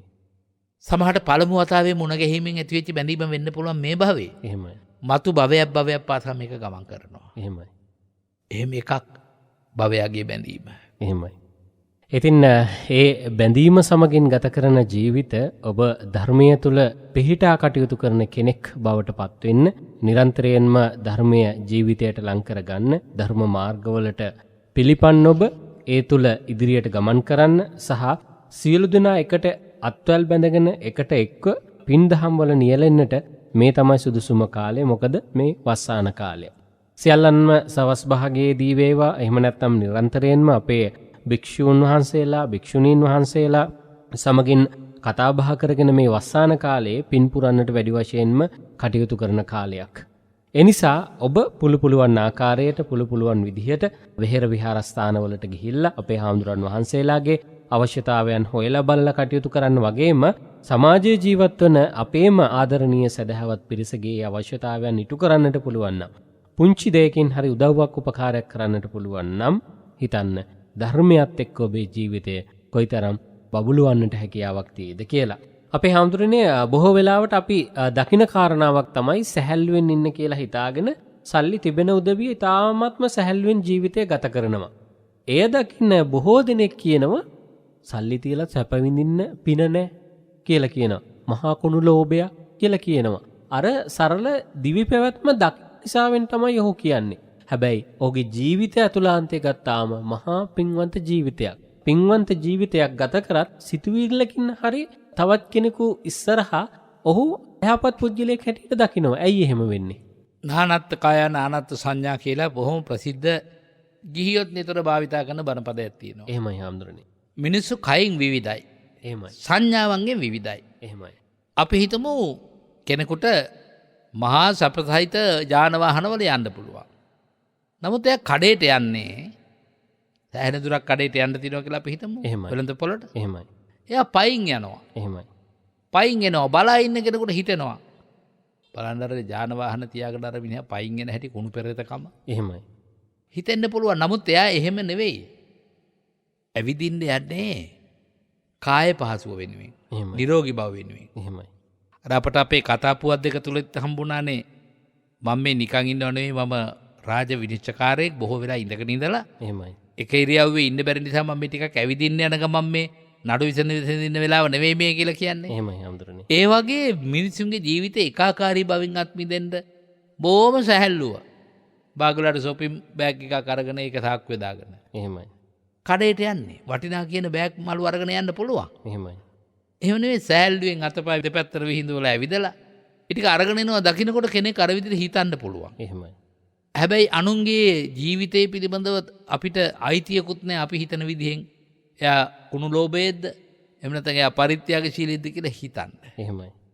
භාග වෙලාවට සමහර පරිත්‍යාගශීලීන් ඉන්නවා. ඒගොල්ලෝ පරිත්‍යාගය කරන්නේ යම්කිසි ප්‍රතිලාභයක් බලාපොරොත්තු වෙයි. එහෙමයි හඳුරන්නේ. මට මතකයි ඇස් කණ්ණාඩි බෙදා දෙන එක උත්සවයකට මටත් ආරාධනා කරලා තිබුණා. එහෙමයි. ඉතින් පළවෙනි ඇස් කණ්ණාඩිය දැන් හාමුදුරන්ට පිළිගන්නලා ආමුදුරුව තමයි පළවෙනි ඇස් කණ්ණාඩිය ඒ ශ්‍රාවකයාට පිළිගන්නන්න කියලා නිවේදනයක් කළා. එහෙමයි. දැන් දේශපාලනඥයෙක් ඒ උත්සව සභාවේ ඉන්න දේශපාලනඥයට කවුද කියලා බන්දේසියක තියලා කණ්ණාඩි දුන්නා. ඒ යෝධයා මංගාවට ඇවිල්ලා බන්දේසිය එයාගේ අතින් අල්ලගෙන වටපිට බලනවා. එහෙමයි. මම ඇයි බලන්නේ? මේ බලන්නේ මොකද දන්නද? කැමරාකාරය ඇවිල්ලා නැතව. මොකෝ ඔක දෙනවා ඕයි. සිංහලෙන් කතා කරොත් තේරෙනවනේ හුඟක්. එහෙමයි හඳුරන්නේ. හොඳයි මහත්තයා කියලා මම අත් දෙක එහාට දී කරගෙන ඉන්නවා. ඒක බන්දේසිය විතරක් දී කරගෙන ඉන්නවා. ඒක දෙන්නේ නැතුව. එහෙමයි. ඒ පරිත්‍යාගයේ හැබැයි පරිත්‍යාගයක්ද එතකොට? නෑ. නෑ ඒක ලෝක මාන්නේ දිනා ගන්න මම මෙහෙම ඒවා කෙරුවයි කියලා එහෙමමනේ දේශපාලනඥයෝ යමක් කරතත් හුඟා සල්ලි තියෙන මිනිස්සු පින්කම් කරන්නේ ලෝකෙට පේන්න බිසක් මාධ්‍යකරුවන්ට දැනෙන දීලා මාධ්‍යකාරයෝ ගෙන්නලා තමයි බඩු ටිකක් බෙදන්න කියත් බෙදන්නේ. එහෙමයි හඳුරන්නේ. මේවා දිහා බලලා අපි බඩු බෙදුවා කියලා සතුට විතර නෙමෙයි. අපේ කිතුරු බැතිමතුන්ලා නිතර කියන කන්නේ දකුණතින් දුන්නු දේ වමතට නොදැනෙන්න දෙන්න. එහෙමයි. අපි යමක් කරනවා නේද කාටවත් ප්‍රසිද්ධ කරලා දෙන්න නරකයි. එහෙමයි. අපි ඒක හදවතින්ම කරන්න ඕනේ. බලා ඉන්න අය අපට මොකද්ද හිතන්නේ කියන එක වැදගත් නෑ. එහෙමයි. දැන් බණ පොතේ උගන්වනවානේ යමක් කරනකොට ඒක Tamanට හොඳ නම් අත්තාදිපති. එහෙමයි. Tamanට විපුල ඵලදායක නම් සසරට පිහිට පිණිස පවතිනවා නම් මේ කරන හොඳ වැඩේ. මම ඒක කරනවා. එහෙමයි. එහෙම කරන එක ධම්මාධිපති ධර්මයටත් ගැලපෙනවා නම් ඒක වඩාත් සතුටු වෙනවා මම. එහෙමයි. ලෝකාධිපති ලෝකයත් අනුමත කරනවා නම් දැනුගතුන් අනුමත කරනවා නම් අනේ කොච්චර එකක්ද? එහෙමයි. කොච්චර එකක්ද මේ කරපු එක? දැන් අපි වස් කාල සීමාව තුළ පුතා මතක් කළා පුංචියට හෝ කෙනෙකුට උදව්වක් වෙන්න පුළුවන් නම් උපකාරයක් වෙන්න පුළුවන් නම්. එහෙමයි. බාගලට අපි හිතමු වස්තු මාසේ අපි දන් හැන්දක් දෙන්න ඕනේ. නමුත් පන්සලට යන්න විදියක් නැහැ. එහෙමයි. මා පෞගේ කාලේ සිහිපත් කළා හැම ගෙදරකම වැඩ ඉන්න බුද්ධ ප්‍රතිමා වහන්සේ ළඟ අඳනා සිවුරක් හරි. ඒක තමාරු නම් දානකට සිවුරක් පොඩි රෙදි කොටසක් හරි. භාග්‍යතුන් වහන්සේට පූජා කරලා වැසි සලුවක් හැටියට භාග්‍යතුන් වහන්සේ මගේ ගේ තුල වස්සෙලඹ වස්තු මාසේ වැඩ හිටින්න කියලා ආරාධනා කරන්න. එහෙමයි. ආරාධනා කළා උපස්ථාන කරන්න. එහෙමයි. දැන් ඔබට දරුවෝ ඇවිල්ලා යනකොට පළතුරු ටිකක් ගෙනත් දුන්නා. බුදුරජාණන් වහන්සේටත් එක පළතුරු කොටසක් පූජා කළා. කල්පනා කරනවා ළඟ අසල්වාසී පළතුරු ගෙඩියක් බොහොම අමාරුවෙන් හොයාගන්න කෙනෙක් ඉන්නවද? එහෙමයි. එයා සතියකට සැරයක් හරි අර හම්බෙච්ච එකෙන් පළතුරු ගෙඩියක් අනුන්ට දෙනවා. එහෙමයි. පන්සලට දාන අරගෙන යන්න බෑ. ඔයා පිහා දෙන්න කෙනෙක් නැහැ. එහෙමයි. නමුත් එයා පින්කම සම්පූර්ණ කළා. එහෙමයි. පුතා සිහිපත් කරපු කාරණේදී මට මතක් වුණේ ඒක. හැම මිනිසෙක්ම වස් කාලේ මොන හරි දෙයක් පරිත්‍යාග කරලා තියෙන්න ඕන. එහෙමයි. ඒක හරි වටිනවා. එතකොට මේ අහුව කාරණට අතුරු කාරණා ගොඩක් එකතු කළේ මං. අර කෙනෙකුගේ අල්පේච්ඡතාවය තව කෙනෙක් ඒක නිග්‍රහ කළ යුතු දෙයක් හැටියට දකිනවා නම් නිග්‍රහ කරනවා නම් එහෙමයි. එයාට හරියට පව්. එහෙමයි. සමහරට මේ අතරත ඉන්නවා ඕනතරම් භවභෝග සම්පත් හැව විපාක තියාගෙන ලෝභකම හින්දා ඒවා භුක්ති විඳින්න නැති මිනිස්සු. එහෙමයි. බුදුහාර වදාරනනේ භෝග සුඛය කියන එක තියෙන්න ඕන කියලා. එහෙමයි හඳුරන්නේ. මං හිත ප්‍රසිද්ධ බණක මා කිව්වා මං දවසක් වැස්ස වෙලාවක ළමයෙක්ගේ කඩයක් විවෘත කරන්න යනවා. එහෙමයි. එක්කක් සල්ලි තියෙන මිනිහෙක් නන කැඩිච්ච කුඩේකුත් දිග අරගෙන මේ මහා වර්ෂාවේ යනවා. එහෙමයි. පස්සේ මම ඒ ත්‍රිවිලර් එක මාත් ගියේ. මම කිව්වා පුතාට අනේ පුතා අර මහත්තයා තෙමෙනව පොඩ්ඩක් නවත්තන්නකෝ. කවුද කියලා මම දන්නේ නැහැ. එහෙමයි. ඉතින් වාහනේ කොට වුණා. මම මහත්තයා කොහෙද යන්නේ?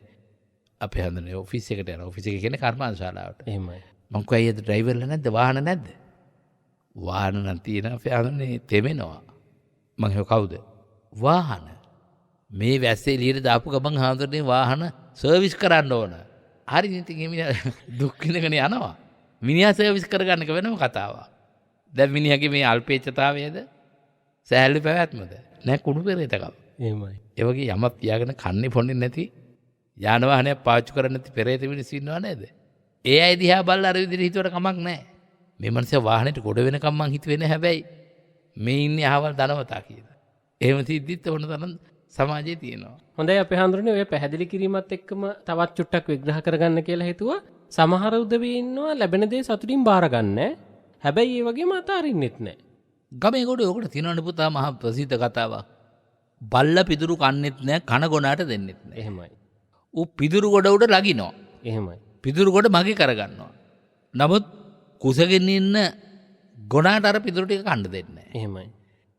ඒක අන් කවරක්ද පාප කර්ම රැස් කරගන්න තියෙන බලවත් පුරුද්දනේ. එහෙමයි. ඒ හින්දා තමයි තමන් භුක්ති විඳින්නෙත් නැහැ. තව කෙනෙකුට භුක්ති විඳින්න දෙන්නෙත් නැහැ. එහෙමයි. භාග්‍යතුන් වහන්සේගේ දහම් කරුණු අතරත කියන්නේ දත්වාච බුත්වාච යතානුභාවයක්. එහෙමයි. අනින්දිතෝ සග්ගම උපේති දානක්. එහෙමයි. මහණෙනි තමන් සතු දේ දෙන්න. එහෙමයි. තමන් සතු දේ භුක්ති විඳින්න. එහෙමයි. අනින්දිතෝ එහෙම එක්කෙනා කවදාවත් දෙව් මිනිසුන් අතරත නින්දා විඳින්නේ නැහැ. එහෙමයි. සග්ගම උපේතානං එයා දේව මානුෂිකාදී භවවල උපදිනවාමයි. එහෙමයි. සග්ගම උපේතිතානං. එහෙනම් සමහරු දෙන්නෙත් නැහැ. කන්නෙත් නැහැ. එහෙමයි. සමහරු කනවා දෙන්නේ නැහැ. සමහරු දෙනවා කන්නේ නැහැ. එහෙමයි. එතකොට මේ අය අතරත වටිනා මනුෂ්‍යයා කවුද? අනුන්ටත් දීලා තමනුත් භුක්ති විඳිනවා නම් තියෙන හැටියට. එයා තමයි ශ්‍රේෂ්ඨ මනුෂ්‍යයා. එහෙමයි. පැහැදිලි නේ? එහෙමයි. පැහැදිලි අපේ හාමුදුරනේ. ඉතින් මේ ශ්‍රේෂ්ඨ මනුෂ්‍යත්වය භුක්ති විඳින්නට ඔබට ශක්තිය ධෛර්යය වාසනාව ලැබෙන්න කියලා අපි ප්‍රාර්ථනා කරනවා. අපේ කාලය ටිකෙන් ටික ගෙවිගෙන යනවා. අපේ හාමුදුරනේ ඔබ වහන්සේ ගිය සතියේදී මේ වෛද්‍ය ප්‍රතිකාර සහ විශේෂයෙන්ම මේ වකුගඩු බද්ධ කිරීම සම්බන්ධයෙන් එක් දියණියකගේ පරීක්ෂාවන් දිගටම සිද්ධ කරගෙන යන බව සඳහන් කළ වෛද්‍යවරු විසින් වර්තමානයේ කොහොමද අපේ හාමුදුරනේ මේ කටයුතු සාර්ථක වුණාද කොහොමද තත්ත්වය කියලා අපි දැනගන්න කැමැතියි. වාසනාවන්ත පින්නතුනි අපේ මේ විරාමය අතරත මම අපේ දර්ශන පුතාට සිහිපත් කළා. අනේ පුතේ හැමදාමත් අසනීප ස්වභාවය හැමදාමත් මේකට අවශ්‍ය ඉල්ලීම් කොහොම කරන්නද මට නම් ඒක නොකර ඉන්නවා නම් හොඳයි කියලා. ඒත් මගේ දරුවන්සේ මේ වැඩසටහන් වල නිතර මා සමග යෙදෙන අපේ දර්ශන පුතාත් අපේ වරුණ පුතාත් හැම මොහොතකම මා පිළිබඳ සංවේදීතාවයෙන් යුක්තව විමසා සිටිනවා. ගුවන් විදුලියට නෙවෙයි නිකන් ඉන්න වෙලාවටත් කතා කරලා අහන්නේ ඔබ වහන්සේගේ සැප දුක දැන් අද කොහොමද? හෙට කොහොමද? දැන් මොකද්ද තත්ත්වය? ඊළඟට මොකද්ද ගන්න පියවර? ඉතින් ඒ නිසා ඇත්තට මේ විදිහටම ඔබත් මට වඩා වැඩිහිටි මව්වරු පියවරු පුත්‍ර ස්නේහයනොත් අනෙකුත් පින්නතුලා සහෝදර ස්නේහසිනුත් මට වඩා බාල දූපුතුන් පිය ස්නේහසිනුත් මගේ දුක සැප හොයන කියන බව මට දැනෙනවා. ඒ වගේම මගේ විමසලා බලනවා. ඒ වගේම මට අපෝපකාර කරනවා. මා ගිය සතියේ සිහිපත් කළා අපේ දියණියක් දැන් පරීක්ෂණ කටයුතු වල යෙදෙනවා. එහි සාර්ථක අසාර්ථක වේ මත ඊළඟ කෙනෙකුට අවස්ථාව ලබා දෙනවා කියලා. ඉතින් දැනට ඒ දියණියගෙත් පොඩි ගැටලුවක් ආවා. එහෙමයි. පරීක්ෂණ ගණනාවක් කළාට පස්සේ. එහෙමයි. ඉතින් ඒක සාමාන්‍ය නිවැරදි භාවයට පත් කරගන්න පුළුවන්කම තියෙනවා කියලා තමයි ඒ දියණිය සිහිපත් කරන්නේ. ඒත් ඒ දියණිය සිහිපත් කළ අපේ හැමදෙරෝනේ තවත් කවුරු හරි මේ සඳහා සූදානමින් ඉන්නවා නම් ඒ අයටත් අපි අවස්ථාව දෙමු නේද කියලා. එහෙමයි. ඉතින් ඉඩකඩ ලැබෙන විදිහට මං කීපපලකට කතා කළා. එහෙමයි. මා කිව්වා මා ලොකු අකරතැබ්බයකට මුහුණ දීලා ඉන්නේ දුරකථන අංක ටික නැතුව. ඒ නිසා කාර්යාලයට අපට දැනුවත් කරපු අය අවුරුදු 40 50 අතරත සීමාවේ පමණක් දැනුවත් කළොත් මා කල්පනා කළා කළ යුතු පරීක්ෂණ ටික ලියා සටහන් කරලා ඒගොල්ලන්ට යොමු කළොත් ඒ අය අපට ඒකේ ප්‍රතිඵලය ආපහු එවනවා. එහෙමයි. එතකොට මට ඒක වෛද්‍යවරුන්ට පෙන්නලා මෙන්න මේක ගැලපෙනවද කියලා සියලුම පරීක්ෂණ ගැන නෙමෙයි මූලික පරීක්ෂණ ටික විතරක්. එහෙමයි. ඒ සඳහා දැන් ඉදිරි සතිවල ඔබට පුළුවන් නම් මට දැනුවත් කරපු අයත් මට ලියුම් කැල්ලක් එවන්න ඕන දුරකථන අංකෙත් එක්ක. එහෙමයි හාමුදුරනේ. ලිපිනයත් එක්ක. එහෙමයි. එතකොට මම අර පරීක්ෂණ කළ යුතු කොටස් ටික තැපෑලෙන් ඔබට යොමු කරනවා. එහෙමයි. මට තියෙන පහසුකම එහෙමයි. ඊට පස්සේ අපි බලමු ඔබ මොකද හේතුව දැන් අපි හිතමු අනුරාධපුරේ ගාල්ල මාතර රත්නපුර එක එක පළාත් වල පිරිස් ඉන්නවා. එහෙමයි. ඒ අය කොළඹට ගෙනල්ලා මේ පරීක්ෂණ කටයුතු කරන්න ගියොත් මාසයක් දෙකක් ඒ වෙනුවෙන් ලොකු කැපවීමක් ඒ අයත් කරන්න වෙනවා. අපිට නවාතැන් සපයන්න වෙනවා. අපහසුකම් ගොඩයි. එහෙමයි. නමුත් ඔබ ඉන්න තැන්වල රෝහලකින් ඒ ටික මූලිකව ටික කරලා දෙන්න පුළුවන් වුණොත් ඒක අපට ලොකු පහසුවක් වෙයි. එහෙමයි. ඔබ අපට දැනුවත් නොකලත් කමක් නැහැ. ආසන්නතම රෝහලකට ගිහින් මම මෙහෙම වකුගඩුවක් දෙන්න ඕනේ. එහෙමයි. ඒ වෙනුවෙන් කරන්න තියෙන මූලික පරීක්ෂණ ටික ලියලා දෙන්න මට කරගන්න කියලා කිව්වොත් වෛද්‍යවරු ඒක වෙනුවෙන් කැප වෙනවා. එහෙමයි. මං හිතනවා වඩාත් පහසු ක්‍රමය ඒකයි කියලා. ඒක ඇත්ත හඳුන්නේ. වඩාත්ම හොඳ ක්‍රමයක්. වඩාත්ම හොඳ ක්‍රමය ඒකයි. එහෙමයි. ඔබ තුල කැමැත්තක් තියෙනවා. ඔබ ඉන්න පළාතේ රෝහලකට ගියාම වකුගඩු සායනයකට ගියත් හරි ඒ වෛද්‍යවරු මුණ ගැහිලා කළ යුතු පරීක්ෂණ මොනවද කියලා අහලා බලලා ඒ පරීක්ෂණ ටික කරගෙන අපට දැනුවත් කළොත් වඩාත් හොඳයි. එහෙමයි. කොහොමත් අපට අනිවාර්යයෙන්ම දෙසැම්බර් මාසෙ විතරවත් වෙනවා මේ පරීක්ෂණ ටික කරගෙන යන්න. දැනට මා කිව්වාගේ රුධිර කාන්දුකරණය සතියේ දවස් 2ක් කරනවා. එහෙමයි. ඒකත් හරි ආයාස වැඩක්. එහෙමයි හාමුදුරනේ. ඉතින් කොහොම වුණත් ඔබේ ආශිර්වාදයත් ඒ වගේම මේ අතරත යන වියහියදන් සම්භාරය පියව ගන්නට හැම කෙනෙක්ම පුළුවන් උපරිම ආකාරයෙන් මට උදව් කරනවා උපකාර කරනවා. ඒ සඳහාත් මම නොක් පුණ්‍යානුමෝදනාව සිද්ධ කරන්න කැමති මේ වෙලාවෙම. එහෙමයි. අපේ හාමුදුරන් වහන්සේ මතක් කළ පරිදි ඔබට පුළුවන්කමක් තිබෙනවා ළඟම රෝහලට ගිහිල්ලා ඔබ පරිත්‍යාග කරන්නට බලාපොරොත්තු වන වකුගඩු සම්බන්ධයෙන් පරීක්ෂණ සිද්ධ කරලා ඒ පරීක්ෂණවල ප්‍රතිඵල අපේ හාමුදුරන් වහන්සේට යොමු කරන්න. හාමුදුරන් වහන්සේගේ ලිපිනය අතිපූජනීය කැටවල හේමාලෝක නාහිමිපාණන් වහන්සේ ශ්‍රී සුදර්ශන ධර්මනිකේතනයේ හෙට්ටිය දෙනිය ගම්පහ කියන ලිපිනයට යොමු කළොත් අපේ හාමුදුරන් වහන්සේට ලැබේවි. ඉන් අනතුරුව ඉදිරි කටයුතු සම්බන්ධයෙන් අපිට හොයලා බලලා ඒ කටයුතු සිද්ධ කරන්නට පුළුවන්කමක් තිබෙනවා. නැත්නම් ඉදිරි ක්‍රියාමාර්ග ගැනීමේ හැකියාවක් තිබෙනවා. ඒ අතරතුර විශේෂයෙන්ම මතක් කරනවා අපේ හාමුදුරන් වහන්සේ සඳහා සහ මේ ශ්‍රී සුදර්ශන ධර්ම නිකේතනය සඳහා ඔබට පුළුවන් විදිහට ආධාර උපකාර සිද්ධ කරන්නට පුළුවන්කමක් තිබෙනවා. මේ මතක් කරන්නේ ගිණුම් අංකය සම්පත් බැංකුවේ යක්කල ශාඛාවේ ගිණුම් අංකය 106යි 857යි 496යි 109 106යි 857යි 496යි 109.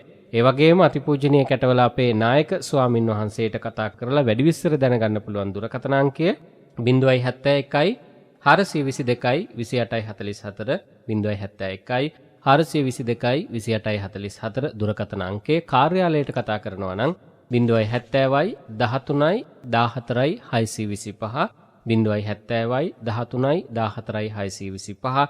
ඒ වගේම තමයි 033යි 222යි 43යි 84 033යි 222යි 43යි 84 කියන දුරකථන අංක වලට කතා කරලා ඔබට වැඩි විස්තර දැනගන්නට පුළුවන් කමක් තිබෙනවා. ඉතින් හැමදාමත් මේ මතක් කරන දුරකථන අංක වලට කතා කරලා මතක් කරන ගිණුම් අංක වලට ඔබට පුළුවන් විදිහට ආධාර උපකාර බැර කරන ලෝකයේ බොහෝ සදහැවත් පිරිසක් ඉන්නවා. ඒ අතරින් අපි අදත් කිහිප දෙනෙකුට පුණ්‍යානුමෝදනාව සිද්ධ කරන්නටයි අපේ හාමුදුරනේ ඔබ වහන්සේට නැවතත් අවස්ථාව උදා කරලා දෙන්නේ. සදහබර වාසනාවන්ත පින්නතුනි, අපගේ නිරෝගී සම්පත්තිය වෙනුවෙන් වගේම මේ දුෂ්කර වෙලාවේ සිව්පසේ සපයා ගැනීමේ අපහසුකම් ඇතිව තිබෙනවා. ඒ අපහසුකමට ආධාරයක් හැටියට, සවියක් හැටියට, ශක්තියක් හැටියට උදව් උපකාර කරන පින්නතුල්ලා බොහොමයක් ඉන්නවා. අපට දවසකට ලැබෙන්නේ සීමිත කාලයක් පුණ්‍ය අනුමෝදනා කරන්න. ඉදිරියටත් අපි පුණ්‍ය අනුමෝදනා ටික සිද්ධ කරන්න බලාපොරොත්තු වෙනවා. ඒ වගේම කටින මහා පින්කම පිළිබඳව ඔබට මම සිහිපත් කළා. පෙන්නති ඔබ වාසාවාසික සිවුරු බාර අරගනිමින් මේ වෙනකොට අපට සවිය ශක්තිය ලබා දෙමින් සිටිනවා. ඒ සඳහාත් විශේෂ පුණ්‍ය අනුමෝදනාවන් සිද්ධ වෙනවා. පින්නතුනි, අද දවසේ අනුරාධපුරයේ කුරුන්දංකුලම මාතලේ පාරේ ශිරිමා පතිරණ පින්වත් මහත්මිය රුපියල් 52,000ක බරපැනක් පූජා කරමින් අභාවයට පත් වුණු දෙමව්පියන් ඇතුළු සංසාරගත සියලු ඥාතීන්ට පින් අනුමෝදන් කරවා තිබෙනවා. ඒ වගේම අසනීපෙන් පසුවන මට, ඒ වගේම ඩී.ඒ. සෝමරත්න දයාබර ස්වයං පුරුෂයාටත් ඉක්මන් නිරෝගී සුවය දයාවෙන් කරුණාවෙන් ප්‍රාර්ථනා කරනවා. ආර්ය සත්‍ය ධර්මය අවබෝධ කරගන්න මේ පින පාරමිතාවක්ම වේවා කියලත් අධිෂ්ඨාන කරනවා. යෝගේ මගලවත්ත ඕමන්ත තිලිනා කුඹලා කර පින්වත් මහත්මිය රුපියල් 25,000ක බරපැන පූජා කරලා තියෙනවා. අභාවයට පත් සයිමන් අප්පුහාමි පියතුමාට සිරිමාන්න මෑණියන්ට දයාවති සොයුරියට සැම්සන් කරුණාරත්න ආදරණීය ස්වාම පුරුෂයාට පින් අනුමෝදන් කරවන බලාපොරොත්තු වෙන්. ඒ සඳහාත් අපේ පින් අනුමෝදනාව පිරිනැමෙනවා. ඒ වගේම කෑගල්ලේ පිටිහුම බෙලිගස් පාරේ අංක 12න් 2 නිවසේ රැඳී සිටින ජේම්ස් සෝමවතී මෑණියන් මැගිලින් නෝනා ලියනගේ සීතා රංජනී කමන්ති සමන්මාලා කියන මේ බුදු පිරිස එකතු වෙලා රුපියල් 32,000ක බරපැනක් පූජා කරමින් මියගිය ඒ පවුල්වල සංසාරගත සියලු ඥාතීන්ට පින් දෙන්නටත් සුජීවත් සියලු දෙනාට නිරෝගී සුවය හා චතුරාර්ය සත්‍ය ධර්මය අවබෝධ වෙන්නටත් ප්‍රාර්ථනා කළා තියෙනවා. මාළඹේ කඩුවෙල පාරේ අංක 162කින් 5 නිවසේ BKR ශිරෝමණී පින්වත් දියණිය හැමදාමත් මේ පූජා භූමියට උපකාර වන්නා වූ දියණියක් 11 වසරකට පෙර අභාවයට පත්වුණු BK මාර්තේලිස් පියාණන්ට 3 වසරකට පෙර මියගිය ඇලිස් නෝනා ආදරණීය මෑණියන්ට සංසාරගත සියලු ඥාතීන්ට පින් අනුමෝදන් කරවලා සදිස්ස දුල්නිත පුතුගේ ග්‍රහ අපට දුරවීම පිණිස ආශිර්වාද කරන්නට කියා අපට විශේෂයෙන් සිහිපත් කළා. ඒ නිසා දියණියනි සිය පුතුටත් අපේ ආශිර්වාදය ඊට ආදරෙන් පිරිනමන්න කැමැතියි. වගේම වග වැලිකන්න අංක 7න් 1 නිවසේ පින්වත් කරුණා පෙරේරා මහත්මිය ඇතුළු සම්බුදු පිරිස රුපියල් 25,000ක බරපැන පූජා කරමින් අභාවයට පත්වන දෙමව්පියන් ඇතුළු සංසාරගත ඥාතීන්ට පින් අනුමෝදන් කරව තියෙනවා. සියලු දෙනාට මුතුම නිර්වාණ සෝය ගෞතම බුදු සසුන තුළදීම ලැබේවායි ප්‍රාර්ථනා කළා තියෙනවා.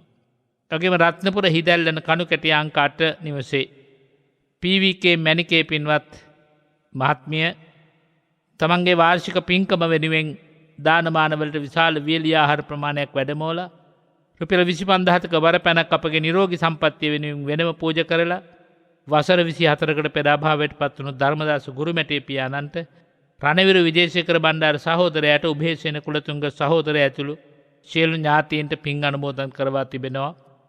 අනුලාවතී මෑණියන්ද කැටි කරගෙන එම මාතාව බොහෝමත්ම දැන් වයෝවෘද්ධව වාසය කරන්නේ එතුමියටත් සෙත් පතමින් සකේ ස්වාම පුත්‍රයා දරුවන් ඇතුළු හැම දෙනාටමත් නිරෝගී සුවය හා ඉක්මන් භවයක ආර්ය සත්‍ය ධර්මය අවබෝධ කර දීම සඳහායි මැණිකේ දියණිය මූලික කරගෙන ස්වාමි පුත්‍රයාණන් ඇතුළු පවුලේ බුදු පිරිස මේ පූජාව සිදු කරන්නේ. ඔගේ මතුගම බදුගම අංක 218 නිවසේ SH කල්දේරා පින්වත් මහත්මාණන් රුපියල් 55,000ක බරපැනක් පූජා කරලා තියෙනවා. ස්ථානයේ හැම කටයුත්තකටම ඒ බරපැන වෙන් කරලා පරිහරණය කරන්නට. ඒ මහා පිනේ ශක්තියෙන් පద్මා සමන්වලි වික්‍රමසිංහ වන ආදරණීය ස්වාමි දියණිය අසනීප තත්ත්වයෙන් පසු වෙන නිසා අපේ කල්දේරා මහත්මයා එතුමියට නිදුක් නිරෝගී බව ප්‍රාර්ථනා කරගෙනයි පින් දහම් කරගන්න තව ශක්තිය ප්‍රාර්ථනා කරගෙනයි මේ උතුම් පින්කමට දායක වෙන්නේ. ඔබේ කුල වංශයේම අභාවයට පත්වුණු දෙමව්පියන් ඇතුළු සියලු ඥාති මිත්‍රාදීන්ට මෙපින් බලෙන් නිවන් සුවමත්පත් වේවා කියන උතුම් මෛත්‍රී ප්‍රාර්ථනාව ඇති කරගෙන තියෙනවා. අපි හැමදෙනාම පැවිදි ජීවිතයේ මුළුල්ලෙහි රැස් කරගත්තා වූ සියලු කුසල ධර්මයන් වගේම උදෑසන පට සවස් වනතුරු මේ පූජා භූමියේ සිද්ධ වන බුද්ධෝපස්ථාන බණ භාවනාදීන් උපදින සියලු කුසල් සියලු පින්නතුල්ලාට අයිති අපව රැක බලා ගන්නට අප උපස්ථාන කරන ඒ නිසා සෑම දෙනාම තම තමන්ගේ ආත්මෙත් සිත්තුදවා කරගත් පින්කඳක්සේ මේ පින අනුමෝදන් වෙත්වා කියලා ආශිර්වාද කරනවා. තෙරුවන් සරණයි. සාදු සාදු සාදු. මේ වස්සාන කාලයේදී නෙතෙෆෙම් අපි ජාතිය නාලිකාව හැටියට මෙත්නෙත් පාමුල ධර්මදේශනාවත් ධර්ම සාකච්ඡාවත් ඉරිදා දිනයේදී සිද්ධ කරමින් මේ අතිපූජනීය කැටවල හේමාලෝක නාහිමිපාණන් වහන්සේ වැඩ සිටින පින්බිමේ සංවර්ධන කටයුතු වෙනුවෙන් ඔබට දායකත්වයේ දක්වන්නට ඒ අවශ්‍ය කරන මාධ්‍ය දායකත්වය ලබා දෙනවා වගේම දැනුවත් කිරීම සිද්ධ කරනවා වගේම අපි විශේෂයෙන්ම සතුටින් මතක් කරන්නට කැමති net fm රේඩියෝව තමයි ලෝකයේ මාධ්‍ය ආයතනයක් හැටියට එකම කටින මහා පින්කම සිද්ධ කරන මාධ්‍ය ආයතනය. ඉතින් මෙවර 2022 වර්ෂයේ අපි කටින මහා පුණ්‍යෝත්සවය සිද්ධ කරන්නේ දෙනියාය ශ්‍රී පුෂ්පාරාම මහා විහාරස්ථානයේ කේන්ද්‍ර කරගෙන. ඉතින් අපි හෝදායින් අනතුරුව ඒ කටයුතු සිද්ධ කරන්නට බලාපොරොත්තු වෙනවා. මේ කාල සීමාව තුළ ඔබටත් පුළුවන්කමක් තිබෙනවා දෙනියායාවට ඉන්න පින්නතුන්ට ශ්‍රී පුෂ්පාරාම විහාරස්ථානයට ගිහිල්ලා අපේ හාමුදුරන් වහන්සේලා බැහැ දැකලා ඒ අවශ්‍යතාවයන් මොනවද කියලා හොයලා බලලා කටයුතු කරන්න. ජාතිය නාලිකාව මොකද ඔබ සියලු දෙනා වෙනුවෙන් තමයි අපි වස් ආරාධනා කිරීම සිද්ධ කළේ. ඒ අතර විශේෂයෙන්ම මතක් කරන්නට ඕනේ මේ වස් පින්කමට සමගාමීව අපි දෙනියාය ශ්‍රී පුෂ්පාරාම විහාරස්ථානයේ ධර්මශාලාවේ ඉහළ මාලය සකස් කර දීමේ පුණ්‍ය කටයුත්ත ආරම්භ කරන්නට බලාපොරොත්තු වෙනවා. ඒ සඳහා වැඩි විස්තර ඔබට ඉදිරියේදී ජාතිය නාලිකාව net FM රේඩියෝව තුලින් දැනගන්නට පුළුවන්කමක් තිබෙනවා. ඒ නිසා දිගටම net FM රේඩියෝව ශ්‍රවණය කරන්න කියන පණිවිඩය මතක් කරන ගමන් දැනට මෙන්න මේ දුරකථන අංකයත් සටහන් කර තබා ගන්න 077 41 51 272 077 41 51 272 දුරකථන අංකය සටහන් කරලා ළඟ තියාගන්න. ඉදිරියේදී ඔබට තොරතුරු විස්තර දැනගන්නට පුළුවන්කමක් තිබෙනවා. අදත් අපි මෙත්නෙත් පාමුල වැඩසටහන නිමාවට පත් කරන්න සූදානම් වන්නේ. මේ මොහොතේ අපි ඉතාමත්ම ගෞරවයෙන් নমස්කාර පූර්වකව පුණ්‍යානුමෝදනාව සිද්ධ කරන්නට ඕනේ. මේ වැඩසටහන සාර්ථක කරගන්නට වැඩමවන්නට යෙදුණු ගම්පහ මිරිස්වත්ත හෙට්ටියදිනේ ශ්‍රී සුදර්ශන ධර්මනිකේතනාධිපති චිත්‍රබහනී ශාස්ත්‍රපති රාජකීය පඬිත අතිපූජනීය කැටවල හේමාලෝකනා හිමිපාණන් වහන්සේට අපි කවුරුත් ඉන්න තැනක සිට හයියෙන් හඬනගා සාදු හඬක් පවත්වමින් අපේ හාමුදුරන් වහන්සේට නිදුක් නිරෝගී සුව චිරජීවනය හා උතුම් ධර්මාවබෝධය ලැබේවායි ප්‍රාර්ථනා කරමු. නැවතත් මෙත්නෙත් පාමුල වැඩසටහනකින් හමුවීමේ බලාපොරොත්තුවෙන්